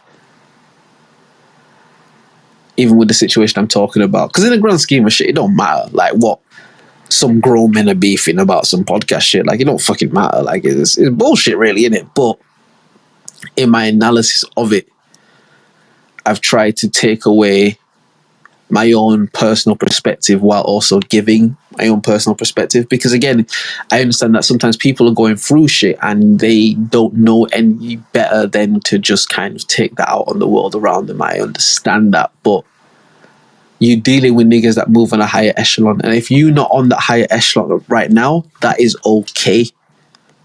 That's not necessarily a bad thing, but it should give you an inclination that you should want to be better. Again, when I link like Biggs and Grays and Dogs, like, and Biggs has recently like stopped smoking and stopped drinking, I talk to him and shit, like, I feel uplifted whenever I link them. And I'm just honest, I say, like, yeah, I'm not in that space yet. Like, I still get lit and I, you know what I mean, whatever, but like, I'm not there yet. But it's so uplifting to hear that you're there, and it makes me want to do better. Like, I'm honest about that sort of shit. Like, I don't really, because why qualms it, you know what I mean? But yeah, I think that was just off the flip of the head to the tails. But yeah, I've tried to outline essentially why the podcast has changed the format that it's changed.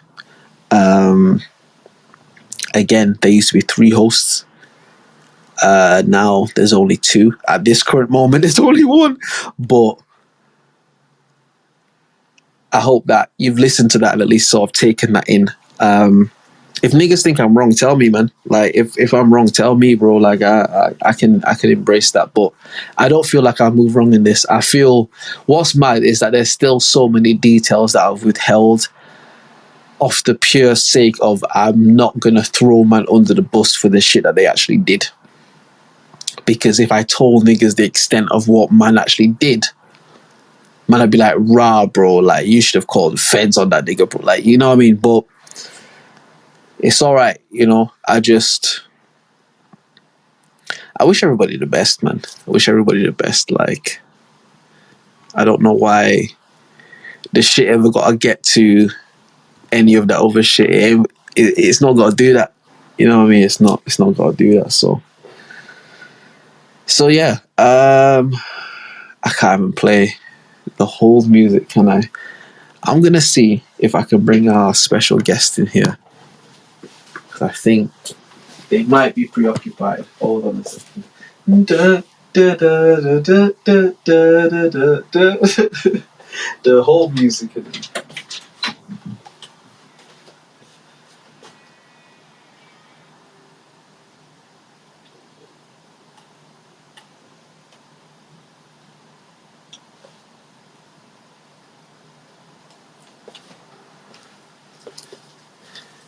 Okay. So you've obviously heard my gripes out enough. You know what I mean? I've tried to outline kind of the things that went on. And to be fair, I mean, shit, man. On a solo pod, like 2 hours 45, you gotta give me a little credit. I'm gonna air horn myself. I'll give a fuck.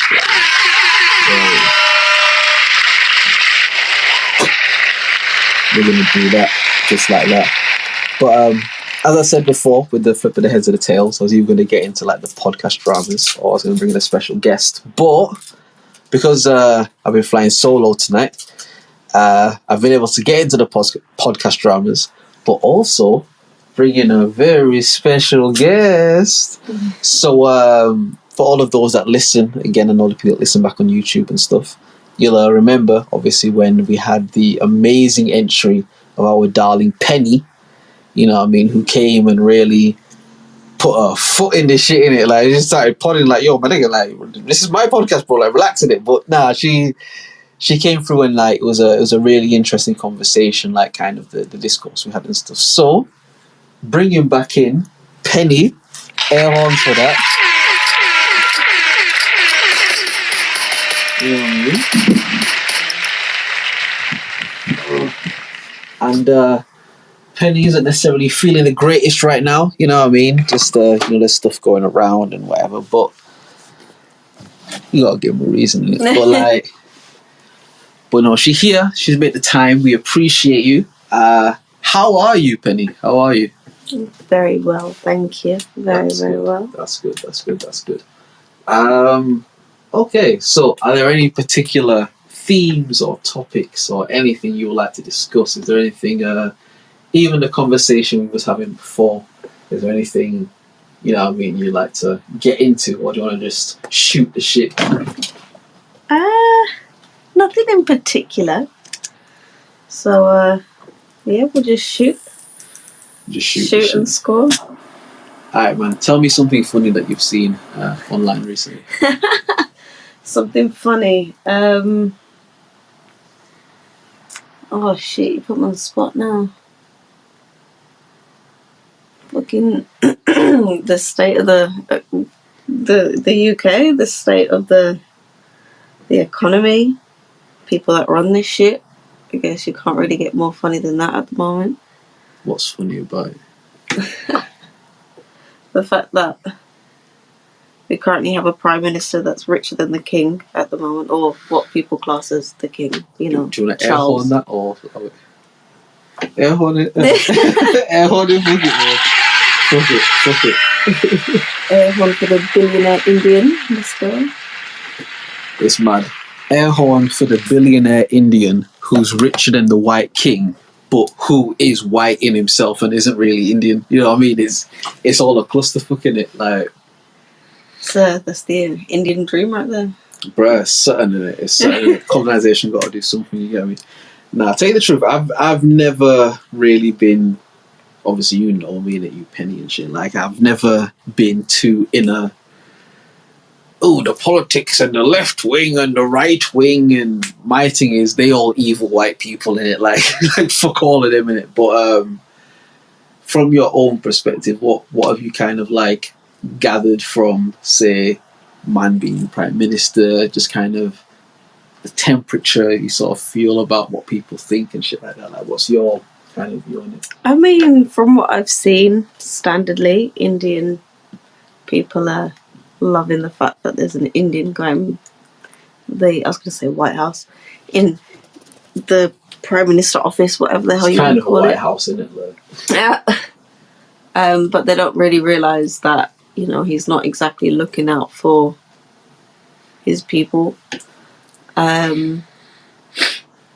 It's the standard shit where they're just gonna bleed the poor to feed the rich, and only way out of it is to fucking leave the country.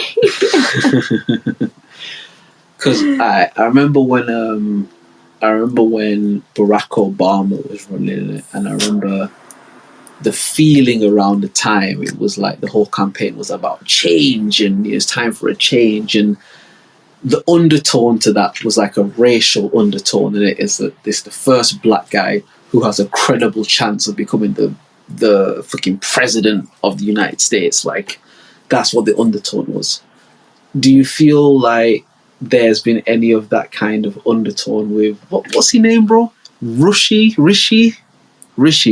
Sunak. Racist motherfucker. Nah, it's not racist as well. I was talking to you. Allegedly, you know what I mean? Like, if you heard the earlier part of the pod, like, allegedly I'm racist. Oh, trust me, I already know. Don't worry.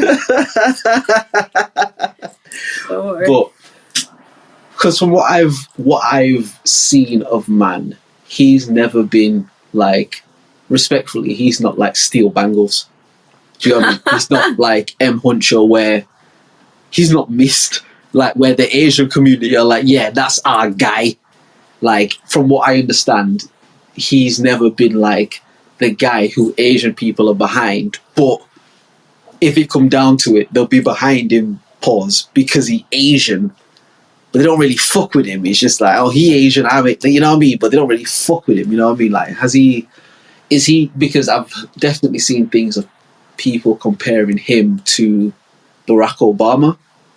Like, I've seen that frequently where people are like, yo, this is like the UK Barack, and I'm like, is it? Like, is it? But I guess at the same time, some people will say, well, if you know the truth about Barack, it kind of is the UK Barack because he was a puppet too, but whatever. But like, do you feel like he's somebody that they like rock with like that? Or? Only because he's Asian and he's worked himself up to be in the public eye, in a sense where he's running the shit, quote unquote. So it's more so like, oh shit, he's one of us. But it's like he's shown and proven so many times that he's not.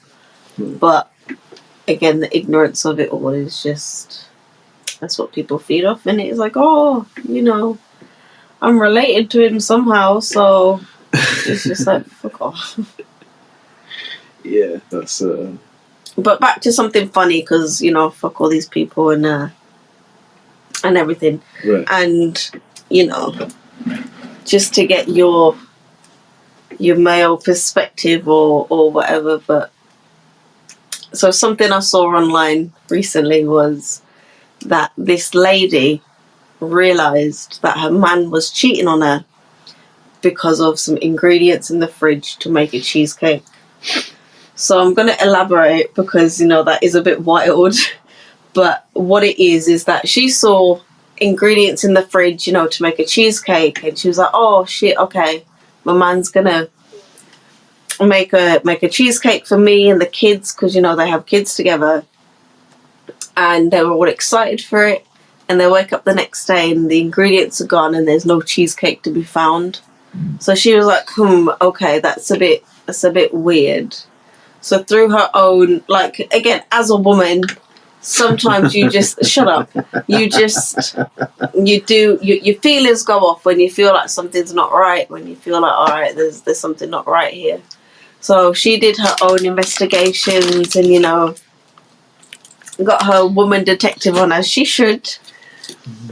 And through her, you know, investigations and looking at things, she's realised that his gym buddy is also his mistress.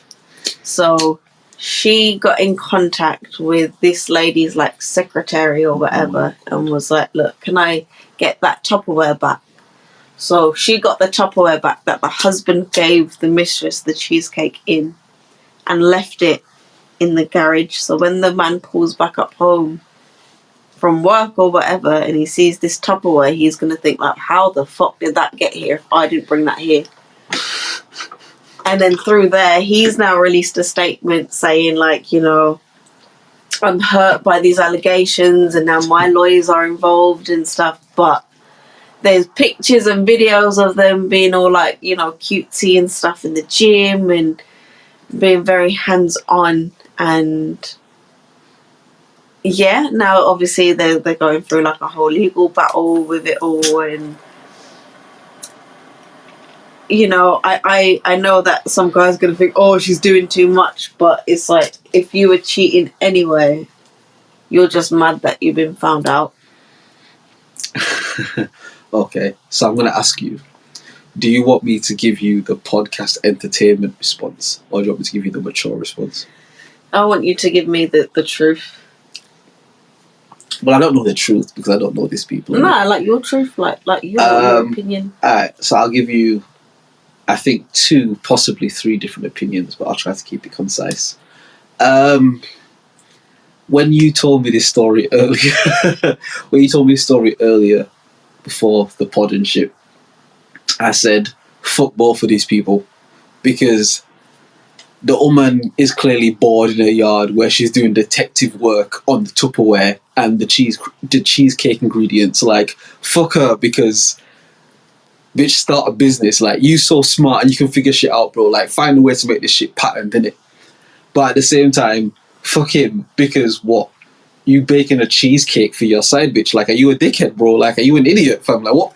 Like, what kind of nigga that cheat bake a cheesecake for their side bitch and keep it in their main bitch yard? What kind of dumb shit is that? Do you get what I mean? So, like, the honest truth is, fuck both of these people, because they're both idiots. You have to keep it, you know what I mean? But alright, I'll take the man perspective, they'll take the woman perspective.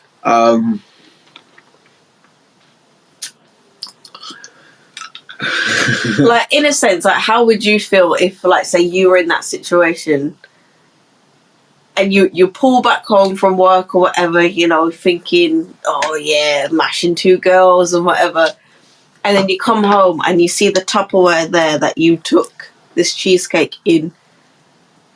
Would you panic initially? Like, what would your initial response be? Well, again, because we've done the podcast for a few episodes and I've put a lot of truth into these pods, and the people that listen kind of get that, and you live with me, so you know the person that I am. My response would be, at that point, it's just like, blood, it is what it is, bro. I'm not going to try and run from it. I'm not going to try and cap on it. It's just like, you know what, yeah, this happened and let's go from there type of thing.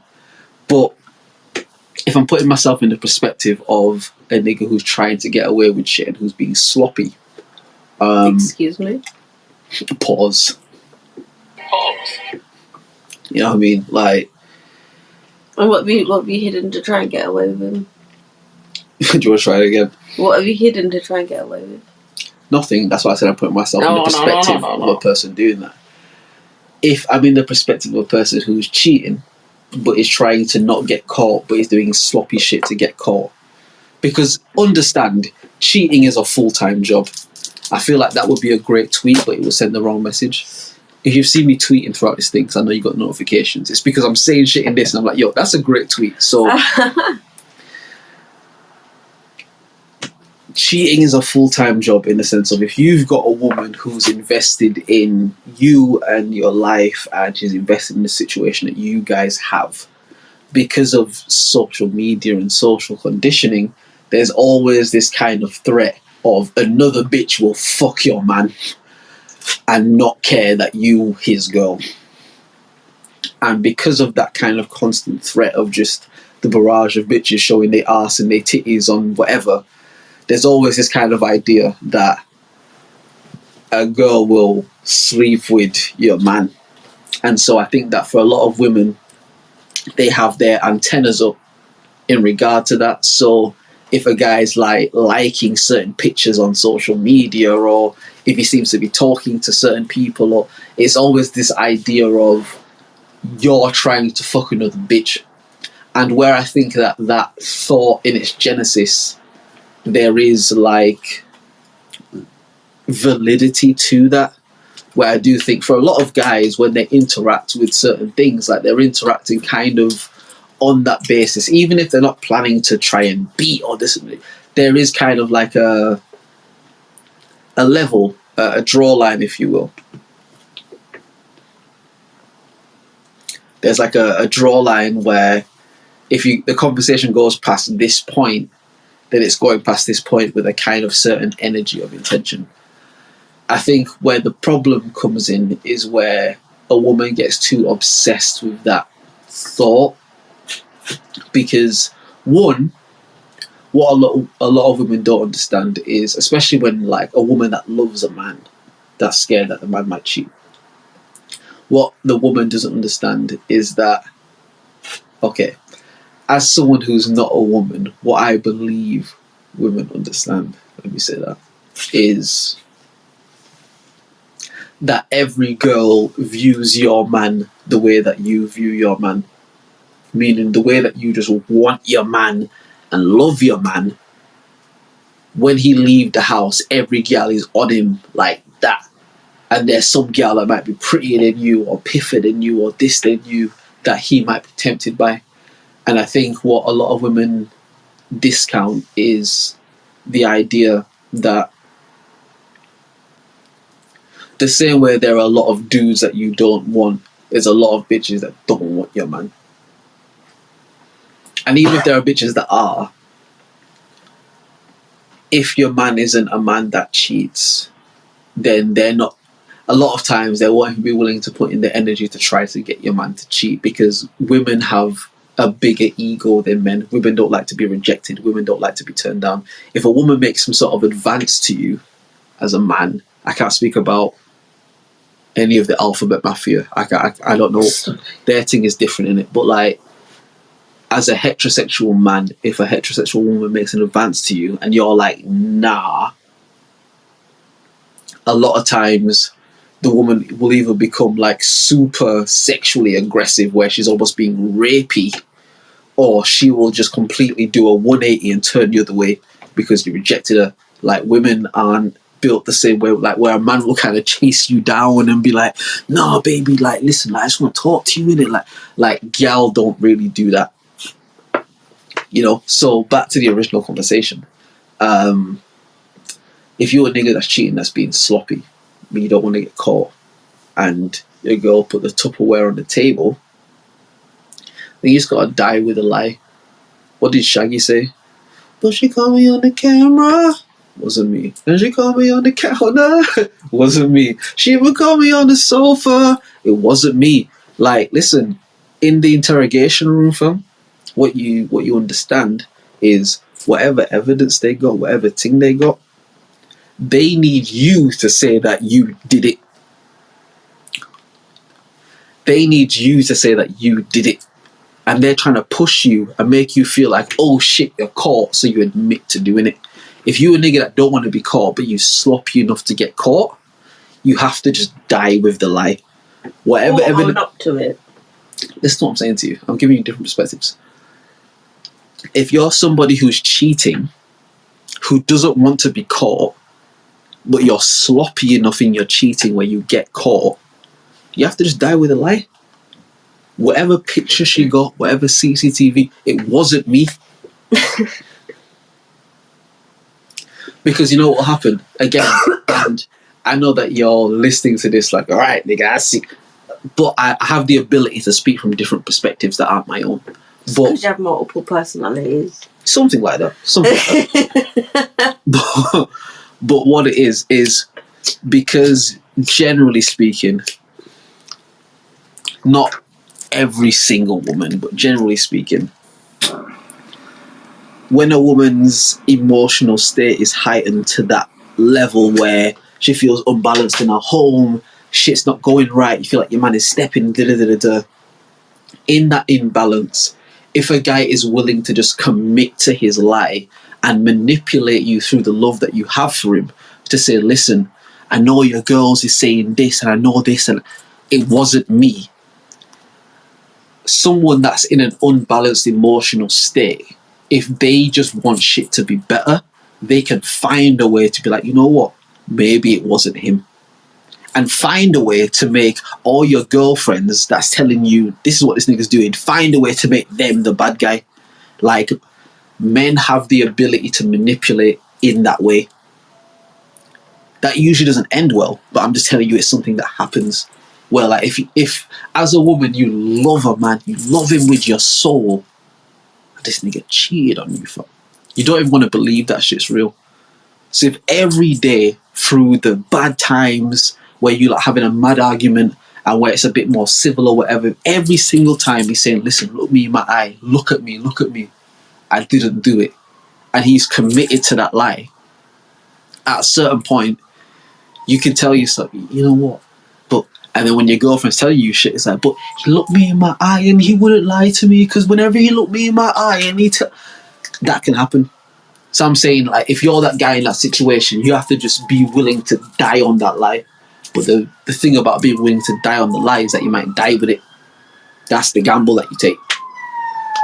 Because you could do that and your girl would be like, no, brother, that's a photograph, bro. Like, no. I know what you're doing and I fall for it every time, but I know what you're doing because I know you. That's a photograph. That's the gamble that you take. And so, like I said, if you're going to be the guy that's sloppy enough to get caught cheating, but you're cheating, die on the lie. And if you're not willing to die on the lie, don't cheat. That's my thing, bro. Tell you the truth. I do not cheat, bro. I don't do none of that sideways shit. Because you know me. You're on the broadcast right now. Tell them if I'm telling a mistruth or a lie. I'm not a good liar, fam. I'm not. I find it very difficult to be dishonest, fam. I do. I'm not good at that. And this is a woman who has lived with me for almost a decade, who studied my every single facet of being, fam. Like, and she knows this about me. Tell them if I'm lying. Just say this nigga's capping and he lying, bro. Just say it, innit? You can't trick me. You know what I mean? But like, I'm not a good liar, and my thing has always been, one, I don't cheat because of a decision that I made within myself. Two, I don't cheat because I'll probably get caught cheating, and if you catch me, it's going to be really difficult for me to lie, and I'm going to feel like a dickhead in the moment. If you put the Tupperware on the table, I'm like, no, you know what happened, yeah? Bro, we'll cook some food, like, so much. Remember how his man used to work in the restaurant, yeah? So we'll cook some food, and he's like, bro, I'm going to post the food to you. And then he posted it to me. And I was like, bro, what am I going to do with the Tupperware? Like, I would just feel like a dickhead. Do you know what I mean? I would feel like a knob, bro. You know what I mean? So it's like, I'm not willing to die on any of those kind of lies. And, I mean, not to get too explicit, but I don't really need to cheat because there's not really any cheeks that's like your cheeks, you know what I mean? But we won't do that. We won't do that. Like, it's just, if that's how you're willing to go, you gotta go. If you're not willing to die on the lie, then one, you've got to either just be like, yes, I did this, and we can either have a conversation about the events that took place to get us here, or not. Because men always try to justify their ways. The women not do the same. You don't need to justify our ways. Have you ever justified your ways to the man in your life? Probably not. Independent woman. Exactly. But like, yeah, you've got to either just fess up to it or damn lie. There's nothing really in between, because for most girls, once that's entered your relationship, it's like a demon in it. It's like a bacteria. And I have another side thing I can go off about how I think bacteria are demon. Like, I think that's a demon entity, but it's a different thing. But like, once that element of cheating enters a relationship in a real way, not like in the I think you're doing it, but I know you're not really, but I just not in. But I mean, when it actually happens, I think that it changes a lot of things. I think that something like that forces everybody to look at themselves, if they're being honest. Everybody. And I don't think that men take the time to look at themselves if something like that happens. No, I don't think they do, because I don't think men prioritise their mental well-being.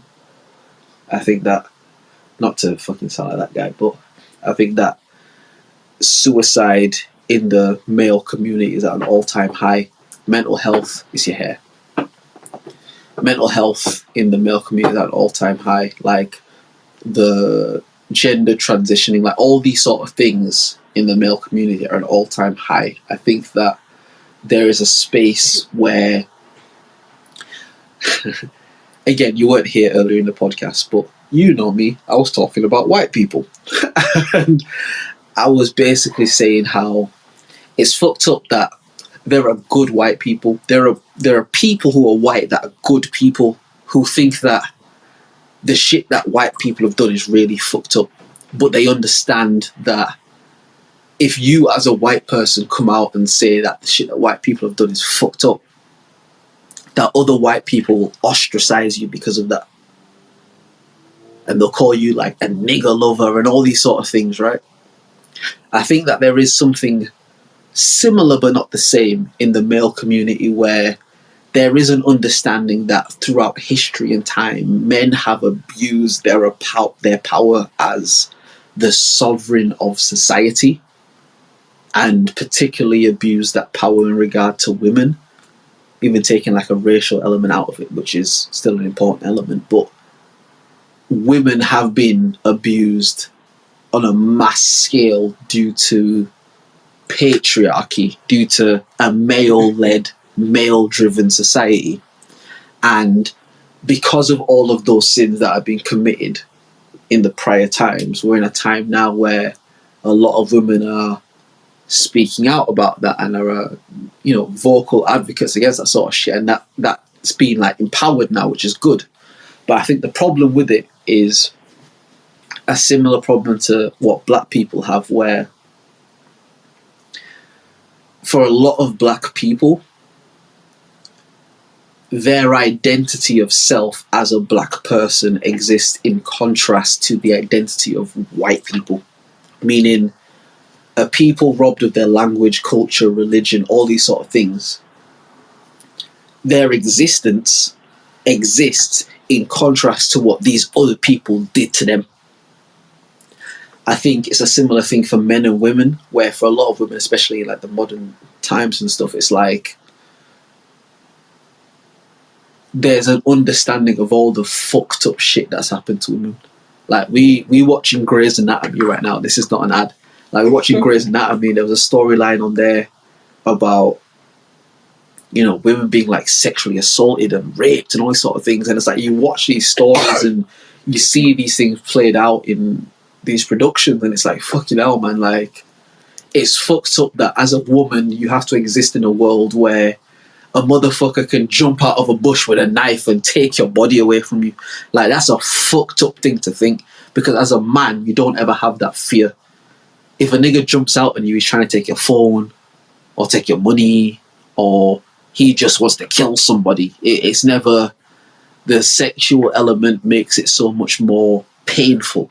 Do you get what I mean? And it's like existing in a world where, as a woman, I'm sure either your mum or your dad or whoever would speak to you like, listen, You can't go out wearing certain things. You can't go out looking a certain way because it attracts a certain... You know what I mean? It's like...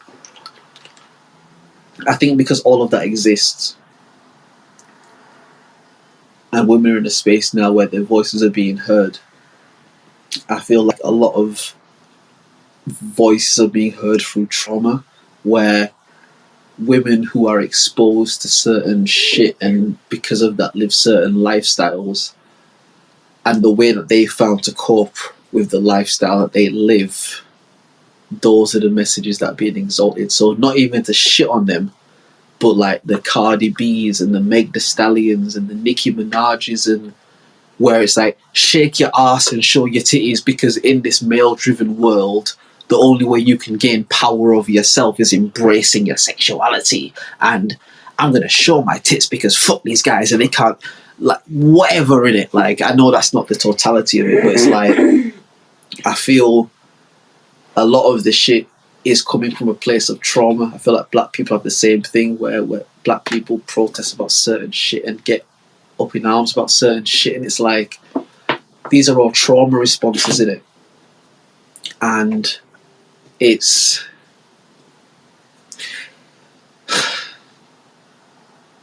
if you argue with your girl and she has her perspective and you have your perspective, and you've both made an internal decision that you're not budging on how you feel, it's very difficult to try to communicate the nuance of the things that have gone on, because the other person is saying, fuck what you're saying, I feel how I feel. And the other person is saying, fuck what you're saying, I feel how I feel. And between men and women, white people, black people, or white people and non-white people, like, whatever, I just feel like a lot of the dialogue that's had, a lot of the dialogue that kind of goes viral or whatever is... it's usually combative shit as opposed to progressive shit. Black Twitter is just black men versus black women, man, all of it's dead. Rather than actual progressive conversations talking about, yo, why do we as black men and black women, like, why are we constantly at odds? Like, what is it that's making us at odds? Let's try and make those things better. It's just like, nah, because bitches ain't shit, fam, and they just trying to... Bro, I never give my heart to a bitch, fam, because a bitch is the bitch and bitch and bitch. And get like, fuck a man, because man are this and man are that. And it's just a constant clashing of heads. There's never any discourse to understand why each party feels the pain that they feel. Because all of this shit comes from pain, innit? All of this shit comes from people living their experiences. To the conversation we were having before, having the life experiences they have. And no matter what you may say, yeah, but I think this though. And each party has valid points. And each party also has things that they have to look at about themselves. And until, I guess, each party gets to a point where they're willing to do that, it'll always just be this. It'll always just be some guy got caught baking a cheesecake for his side bitch. You know what I mean? Like, it'll always be those sort of things, as opposed to like, all right, well, why does this guy have a side bitch? He's got a wife, he's got kids, he's got the things that we say that you need, right? So what was it about this guy that felt like he needed to do that? Oh, you know what, man, I don't know what it is. It's just, I've been with my girl for a while. I've been with my wife for a while. You know, we've got the kids and stuff, and, you know, we don't make the time for each other the same we used to. Our relationship has changed, you know, we kind of like just, whatever it might be, rather than taking the time to investigate that and get to the bottom of that, it's like, yeah, but you cheated though, which is valid. That's not invalid, that's valid, but it's still like, yeah, but you cheated though. And the conversation stops there, and it's like,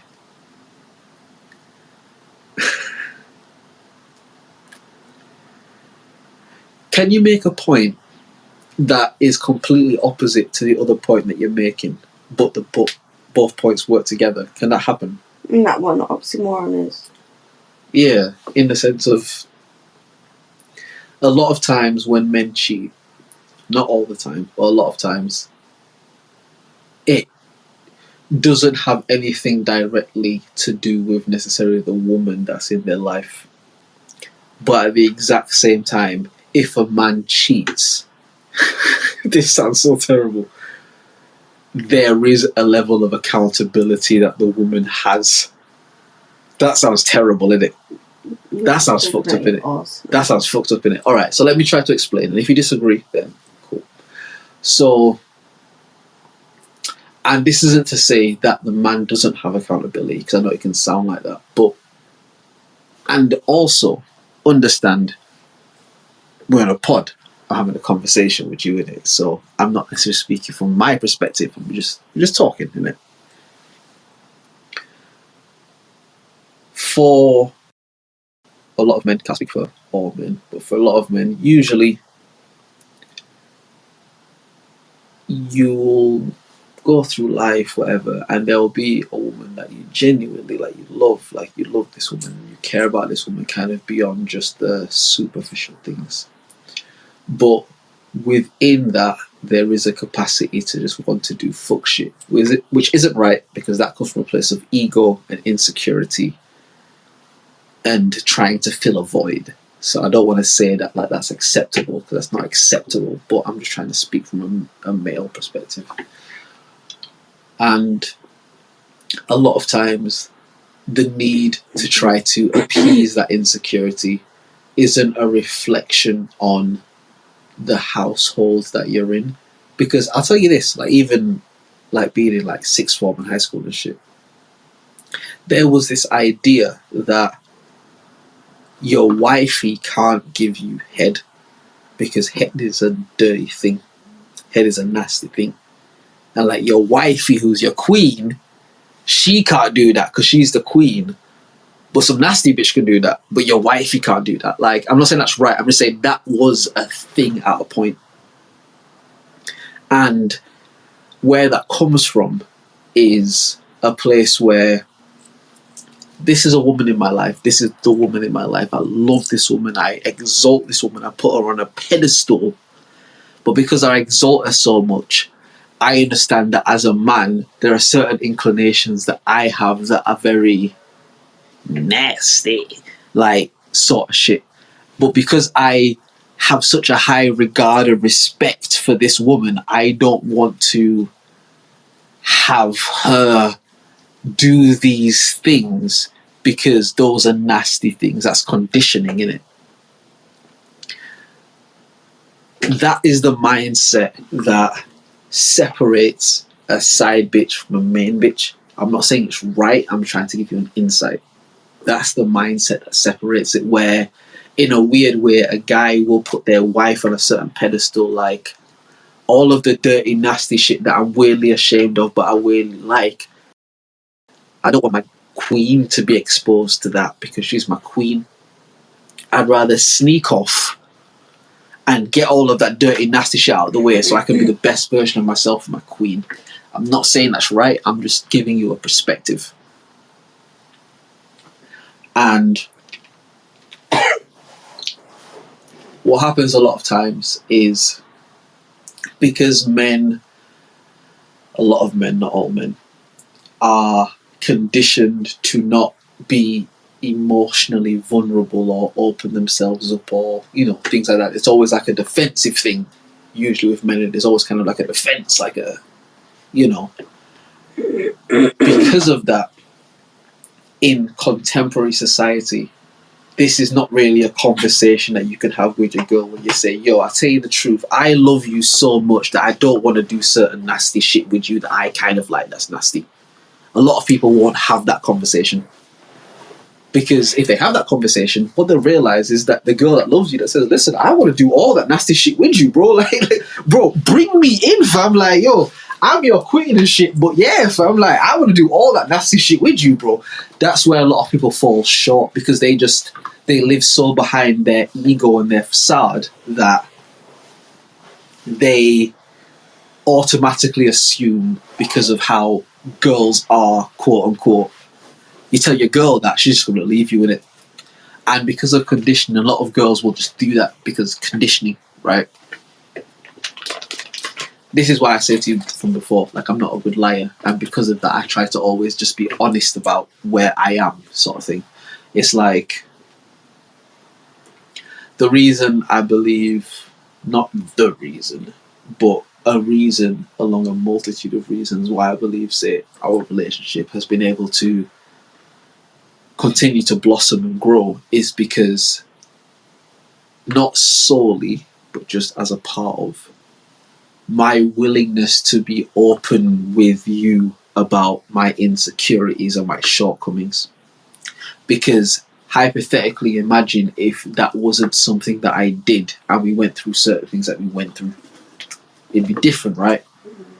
But because of my willingness to be like, you know what, this is a shortcoming that I have. This is me bare, and you can reject me right now because maybe I deserve to be rejected. But when you love somebody, you love them in spite of their imperfections and shit. And I think what happens a lot of times is because people aren't willing to be that open with each other on both sides, people will live completely separate lives together. Where you have your routine and you hear and you this and you that and you're going through the motions. Bro, it's like, even, not even to bring that shit up, but even niggas that's gay, bro. There's niggas that's gay that got wife and kids, fam. That go, bro, Patrice O'Neill, shout out to Patrice, I think I shouted out like 3 times this pod.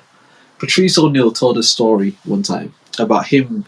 He had just come from like a comedy show and it was like late night, and he stopped at like one of those rest stops in the, you know, them sort of places, like where there's like a restaurant and shit, like just when you're on the motorway and you can just stop off. And he said he literally, bro, he parked up, locked his shit, and he's just like, bro, I was just so tired, I need to just sleep in. So I just parked up and I slept. He said he's half asleep and there's a knock on the window. He said there's some white dude, looks about mid 30s to 40s, like some white dude, like well dressed, but you know what I mean? And the guy goes, it's cold out here. And Patrice, he was like, yo, because I was just walking up and shit, like I'm baffed in it. I'm like, bro, what? Like, it's cold. Like, my nigga McDonald's is right there, bro. Go to the restaurant if you're cold. What the fuck you talking about and shit? And he said the guy knocked on the window again and was like, yo, it's cold out here.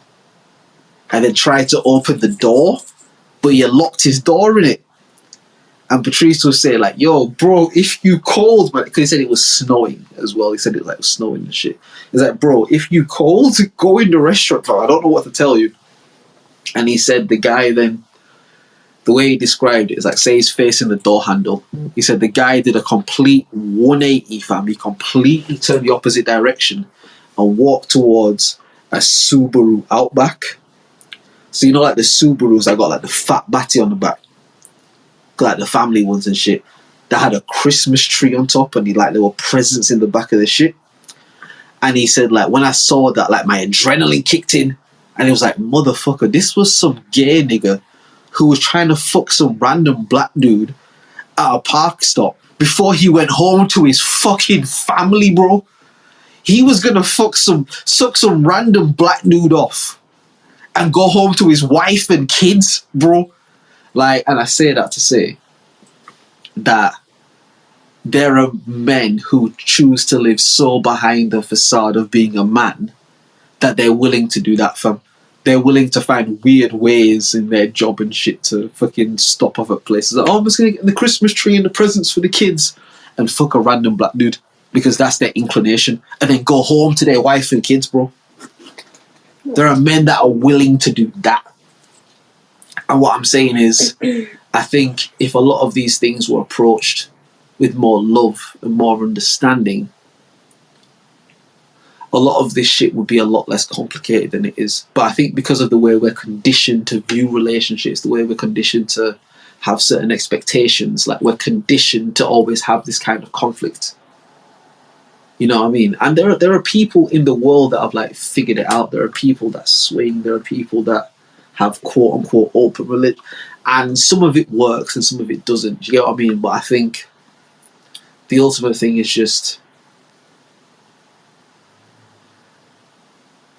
finding a way to coexist with somebody who is in the benefit of you, because a lot of times the things that they may be resistant to that you're not resistant to, there's a space to maybe open them up to a new level of understanding, in the same way where there's a space where their resistance might give you a new level of understanding. As a nigga who's just like, not me, just hypothetically, but a nigga who's just like out here just slappy bitches, just hitting everything you can hit, just cheeks everywhere, bro. A girl who comes in like, bro, I don't want to be with somebody who's just fucking everybody. Like, that would give the man a level of like, all right, let me reflect on myself. Like, why am I just fucking anything? Why am I just fucking anything? You know what I mean? Like, it gives you an opportunity to learn more. And I think those things are valid, but the love element is important, because love requires a certain level of sacrifice. And sacrifice is hard, especially when you feel like you've been done wrong by in some way. It's a difficult thing to have someone be imperfect and their imperfection affect you,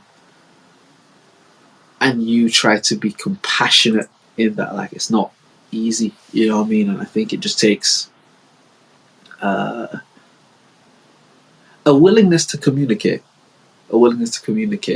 and a willingness to listen as well. Because I think a lot of us are willing to say how we feel, but not really as willing to listen to how someone else feels. Yeah. I've been guilty of that myself. Like, I'm not trying to exempt myself from that, but I do think that, and again, I try to always say to you, it's like, I try to always hear you out, even if I disagree, because I want to be heard out, and I want you to really take in what I'm saying. So if I want that from you, I have to give that to you. Do you get what I mean? So I know that it's originally started from you telling me about the cheesecake man and shit, but yeah, that's kind of my ideology on it. It's just, if you're gonna cheat, then you have to die with a cheat. And if you're not willing to do that, then just don't cheat, because there are a lot better alternatives. Like, there's a lot better alternatives. A lot. Any nigga that cheat, like, you never feel like your best self. Do you get what I mean? You never feel like, oh, like, it's like drug addicts. You know what I mean? It's a quick high, but then you're just trying to search for the next high. Like, you're not really dealing with the thing. You know what I mean? So I don't know if that answered your question or not, but yeah. No, it did. Do you have anything else? Now, forgive me because I'm in long format mode in it, but I kind of low key said to myself, I want to try to do 4 hours, man. If I can do 4 hours without like a co-host like that, like, it would be an achievement. Let me just see. 3:31, 30 minutes to go. That's not bad. Now, if all of this shit fuck up like the last time one, where I didn't record a certain part, I'll be really upset. But so we move. Anything else you got for me? No? Okay. Well, as the main host, as the person who drives the conversation when no one else had anything to say, I think we had a really interesting conversation before about the idea of the firmament dome and like space and what it is. So just kind of to give context, myself and Penny were just having a conversation before about the idea. I think it kind of started, correct me if I'm wrong, but it kind of started from the idea of the moon landing being cap in it, like the moon landing being cap, and like how my idea was, back to white people. White people don't ever go somewhere that they've never been before, and then they go there successfully and it's all cool, but they never go back. That's not the history of white people. If they go somewhere, they usually go somewhere and stay there, and then they spread and multiply and shit. And so my thought was like, because the entities that be have never really tried to put man back on the moon, it makes me question if man ever went to the moon in the first place. From there, the conversation kind of moved to like, the idea of space. Again, I'm trying to give like quick bullet points and shit, but my idea and my concept and my theory, and this might take us over the 4-hour mark, but I believe that space isn't like air. This is what I was saying before. Like, I don't believe, like in the movies and shit, how they show the spaceman like flowing around in what's seemingly like air or empty space. I don't believe it's like that. I believe space exists very similarly to water, in the same way where a guy can be in a full suit floating in water. I believe they float the same way in space. I don't believe space is like a gaseous, airy thing. I believe it's like matter, the way that water is matter, and you're able to navigate through it, but in the same way you can't breathe in water, you can't breathe in space. My ultimate idea was like, the planet Earth is endomed in some kind of water-like matter that we call space. And the kind of idea I gave was like, when you're in a bathtub as a kid and you got like your toys in the bathtub, if you got like a bowl or something like that and you turn the bowl upside down and then you put it in the water, in that bowl there's like a pocket of air, there's a space where, because of physics and all sort of shit, like the water doesn't enter, it can't enter because of the forces being used against it. And my theory was that planet Earth is a very similar thing, in the sense of, like, even think about the ozone layer and stuff, like there's this protective layer around the Earth that protects it from the matter outside of the Earth. So even if something tries to break into that layer, it gets broken down to such a small level that it can't cause completely disastrous shit, you know. And I think the conversation then went from like space to the ocean, and how they claim to have explored more of space than they have of the ocean, sort of shit. And the idea was like, if you go deep enough down into the ocean, you'll eventually come out of the sky, which sounds like super high and mushroomy and trippy and shit. But I believe if you just continue to go down and down and down and down and down and down, I don't believe there's any bottom. I don't think there's a bottom. I think what happens is, you then, the same way that you start and you can see the sun and the light on the water, and it's all light and you can see the fish and it's all clear, but the deeper you go it gets darker and darker and darker.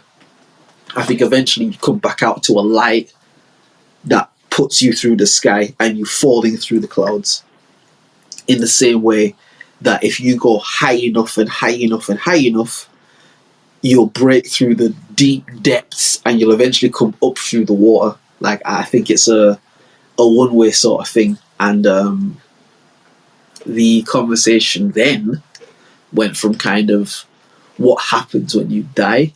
So I'm going to pass over to Penny, so she can like kind of give the perspective of the conversation we had, which was like, you know, kind of what happens when you die, like God and stuff like that, and then we'll go from there. If that's all right with you, like.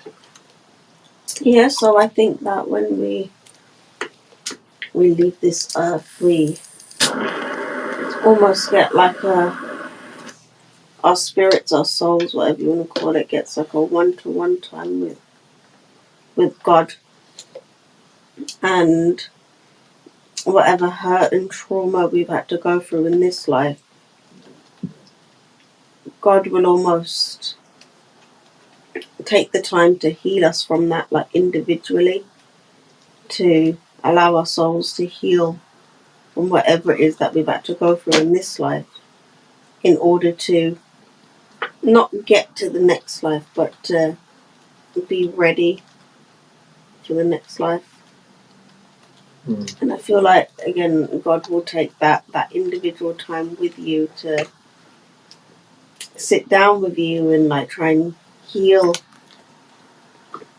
whatever it is that you've had to go through in this life, whatever scarred your soul.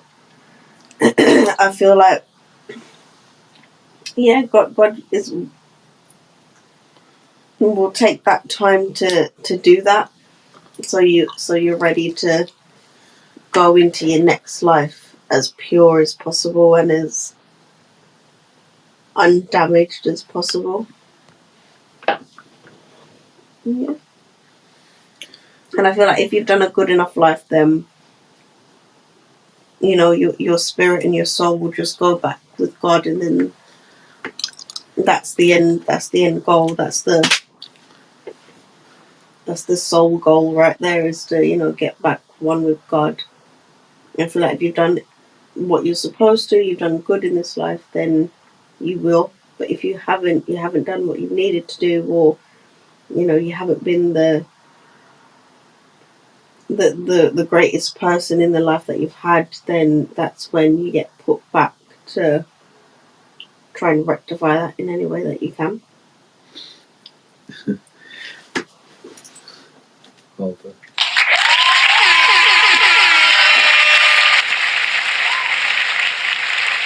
And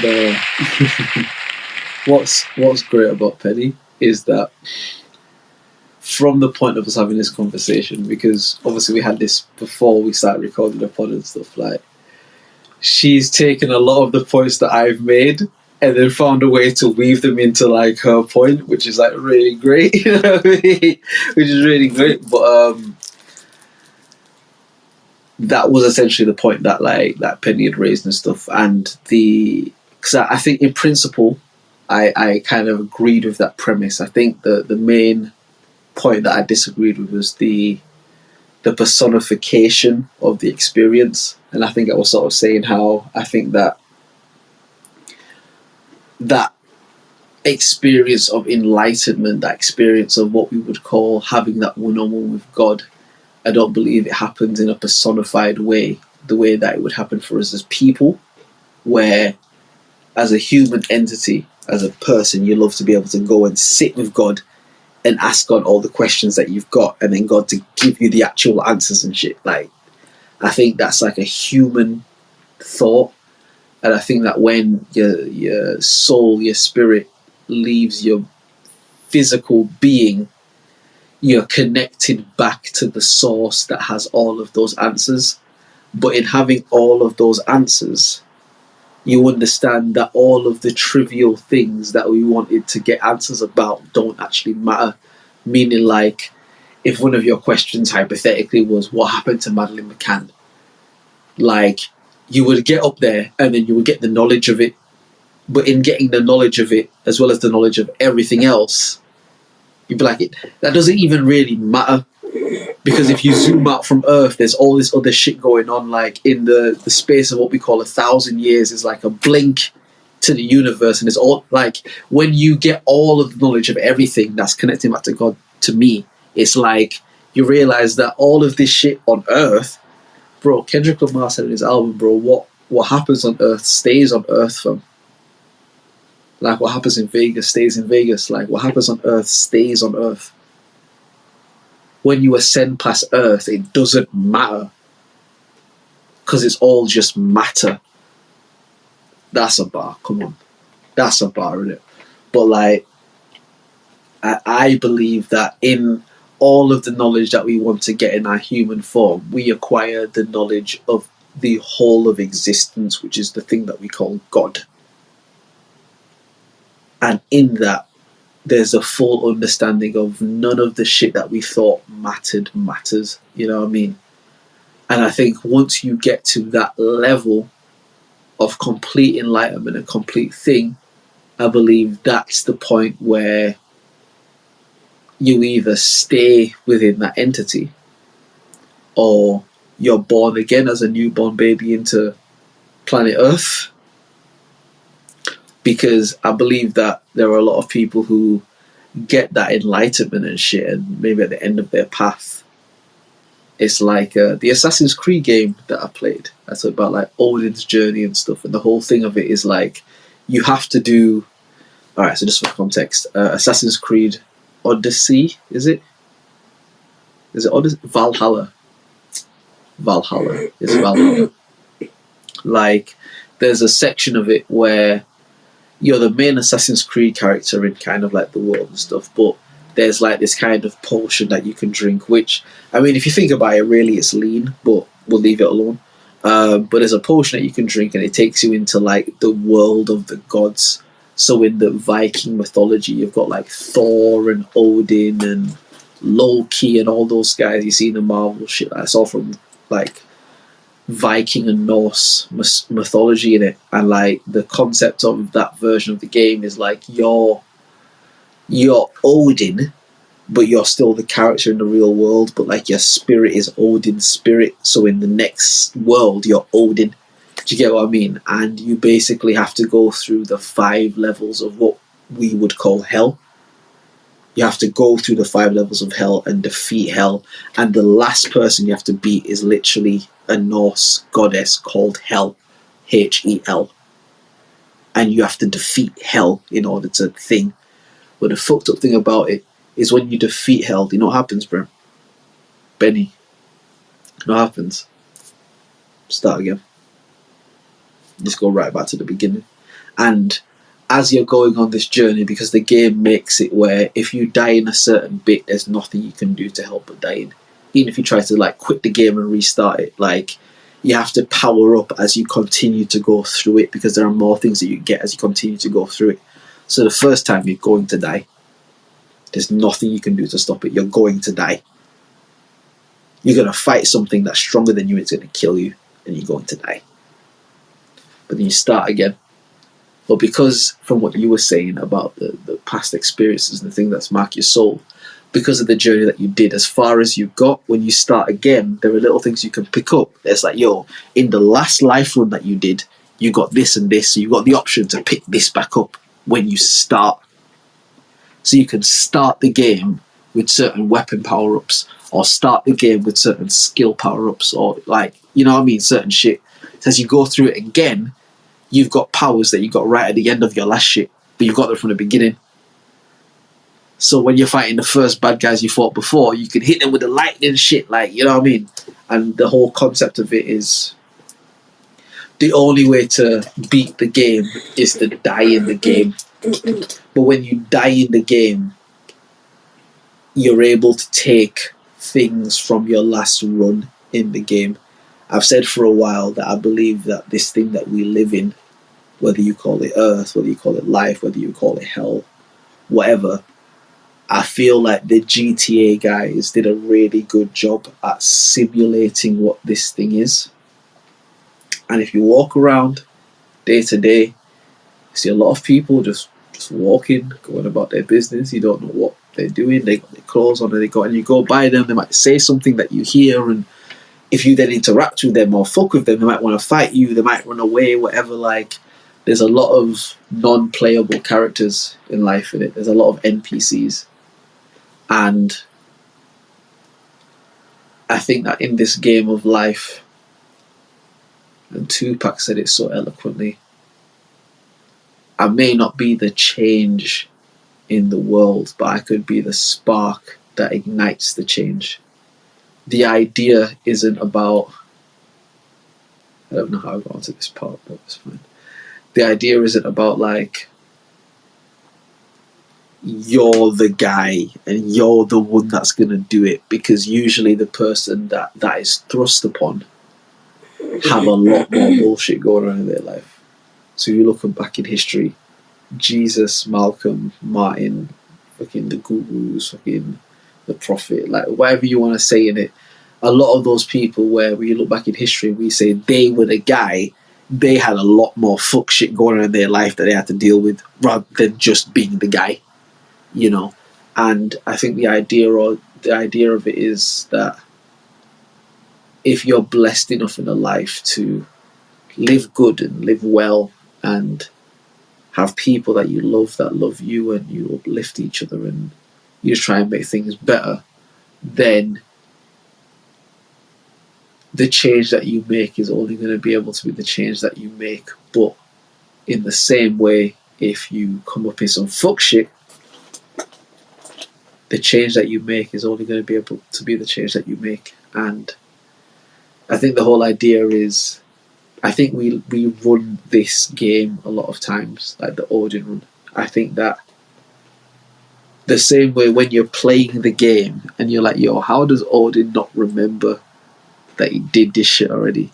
I think in the same way, like, we don't remember that we did this shit already. But there are a few people that remember little things that are helpful. There are a few people that come through in life that just seem to have a different level of understanding, that when they speak, people are drawn to them because of whatever it may be. You know what I mean? And I think those are the people that, one, are the most problematic, because none of those people are without controversy in some way. Because, and this might be a great tweet as well, but the problem with us as people is that we expect our leaders to be perfect. But our leaders aren't perfect. They're leaders. Because if they were perfect, we would call them perfect. But we don't call them perfect, we call them leaders. None of the leaders are perfect. None of them are without flaw or fault. Do you get what I mean? Like, they all have some sort of shortcoming. And, like, especially now, the problem is that as soon as there's some kind of shortcoming, we cast that against the entire person that you are. Back to the cheating thing. You can have a good man or a good woman and they cheat on you, and none of that shit matters in the moment because you cheated. And where that's completely understandable, you also have to ask yourself, like, is it fair to judge a person against one indiscretion if they've shown me 1,000 good times? Yeah. And I'm not saying it's right or it's wrong. I'm just saying that's something you got to ask yourself in it. I'm not trying to make an argument for it. I'm just saying, like, in life, we tend to give the negative shit as much power as we give the positive shit. And maybe that's the yin and the yang in it. Maybe that's just how it's supposed to be. Like, maybe to a certain degree, we're only kind of supposed to be but so positive.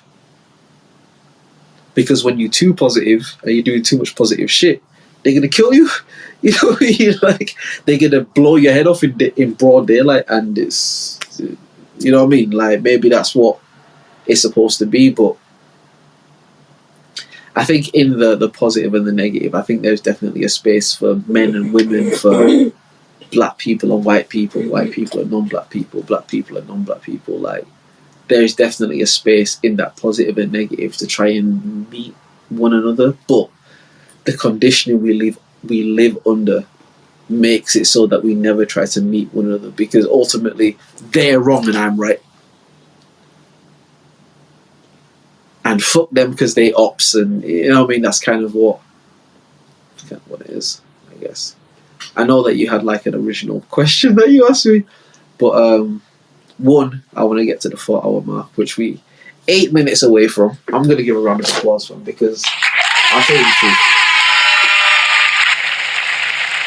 I thought maybe they'd probably be like an hour and a half, 2 hours. Like, that's what I said to you in there. Like, it probably won't be as long and stuff, but somehow, some way, found a way to hopefully say some shit that is worth listening to.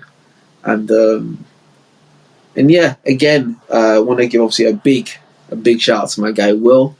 Obviously he's not here today, but hopefully, you know, we'll make contact soon and be able to just sort out the scheduling and sort out all those sort of things, because I know between like his work schedule and my work schedule and just stuff like that, it can get a bit techie in it, you know, and not being able to get in contact with him for the last couple of days, it's hard to plan certain things. So definitely looking to you know, hopefully get that sorted for you guys, and just, you know, make sure that the experience, however it moves forward, is a good experience for those that listen. Obviously want to big up all the people that listen each and every week as well. Do you get what I mean?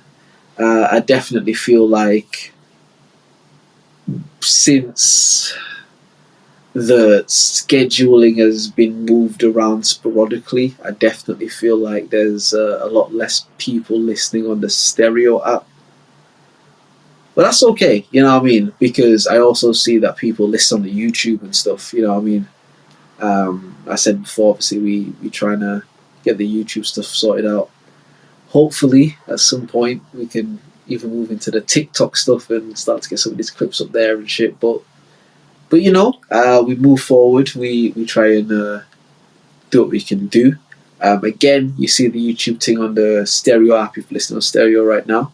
If you're listening on YouTube, then obviously you're on YouTube already. You know what I mean? So just hit subscribe. You know what I mean? Hit subscribe. You can see all the shits. The shits is uploaded like weekly and that.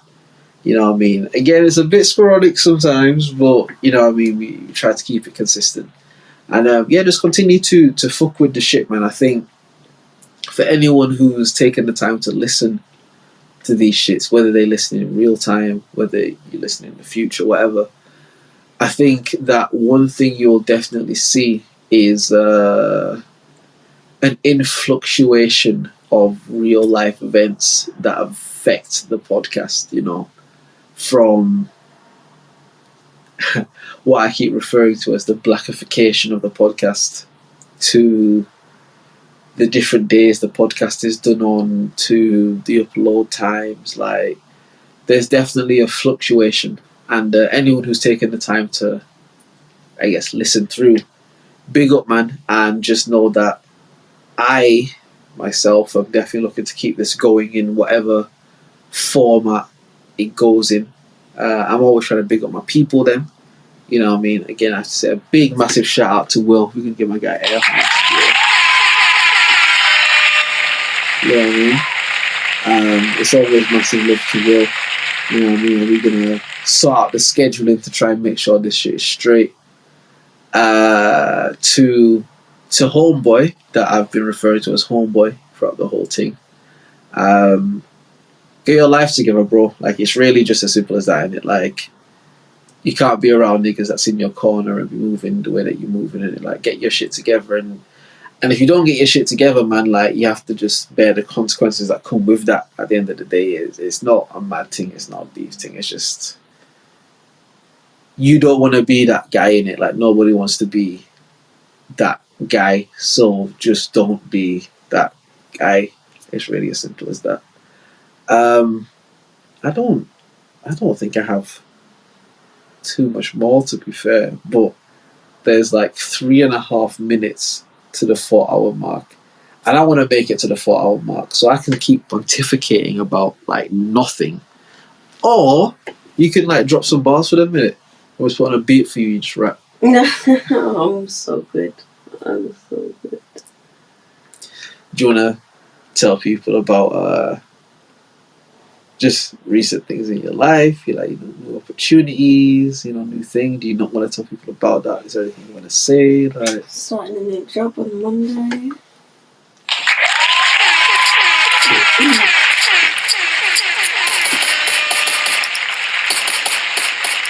I'm obviously just not really feeling my best right now, so just taking the next few days to just get myself in the best shape I can for this this opportunity that I've been given. And yeah, man, I'm excited. I'm excited to get started. I'm excited to learn new things and get into the challenge of, you know, learning something that I'm not too aware of, or like, you know, I don't really know what I'm doing yet. And it's just, yeah, man, just very grateful.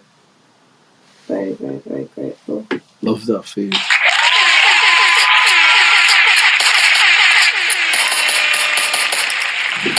You know, having such a supportive and wonderful man in my life as you are, like, you know, I can only thank you so much for helping me get to the place that I'm at. Come on, gas me, bro. Gas me, bro. Oh no, man. I'm definitely very happy for you with the new opportunities that have presented themselves. A lot of blessings in a short period of time, innit? You know what I mean? And even though that doesn't always mean that things are 100% easy and just like click right into the thing, you know, it doesn't take away from the blessing, man. And I'll definitely say that you've earned it. You've worked your butt off, you know what I mean, to get where you are. You've definitely had to really work to get to that point. So you should feel good about that. You feel blessed about that. You should, whenever you think about it, smile to yourself and be like, yeah, man, like I earned that shit. I mean, a lot of things you have to go through, not just professionally but personally. You know what I mean? It's a lot, so you should feel good about the blessings there. And again, I think it's always important to just remember that blessings don't mean that bad times can't also happen. You know what I mean? Like blessings, it's not polar opposites. Like you can get blessed in a bad time, but it doesn't mean that the bad time isn't bad. It just means that during the bad time, there's a blessing. In the same way, you could be in a blessed time and something bad happen. And just because something bad happens, it doesn't mean you're not in a blessed time, but it doesn't mean that thing isn't bad. You know what I mean? The two things can coexist, and the whole point is just finding the balance, the chemistry to not get too caught up on the highs and not get too caught up on the lows. Just navigating it. So now, man, build yourself. Yeah, I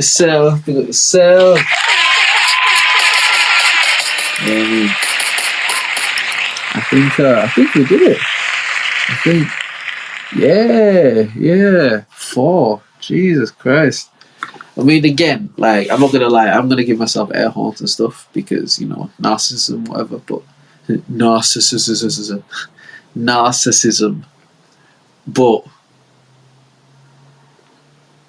as I said, I definitely want to try and find a way to just pattern this thing properly, to just get the shit together so we can just be a bit more consistent, get, you know, just build trajectory, build, you know, the progress and stuff. But no, I'm very happy that we got to the 4. You know, we keep the 4 of every time. You know what I mean? Like Patrick Vieira and shit. You know what I mean? Arsenal times.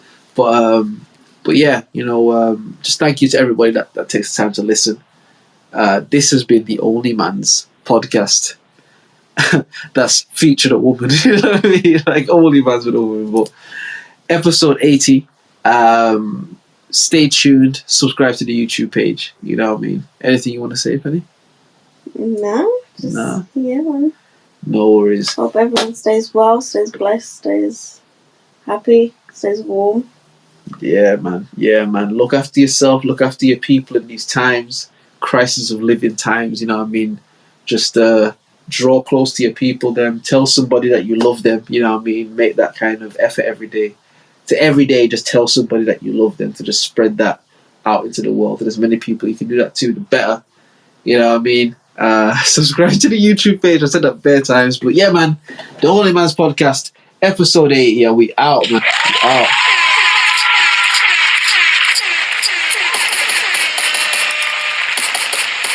Alright, one love, man. Peace.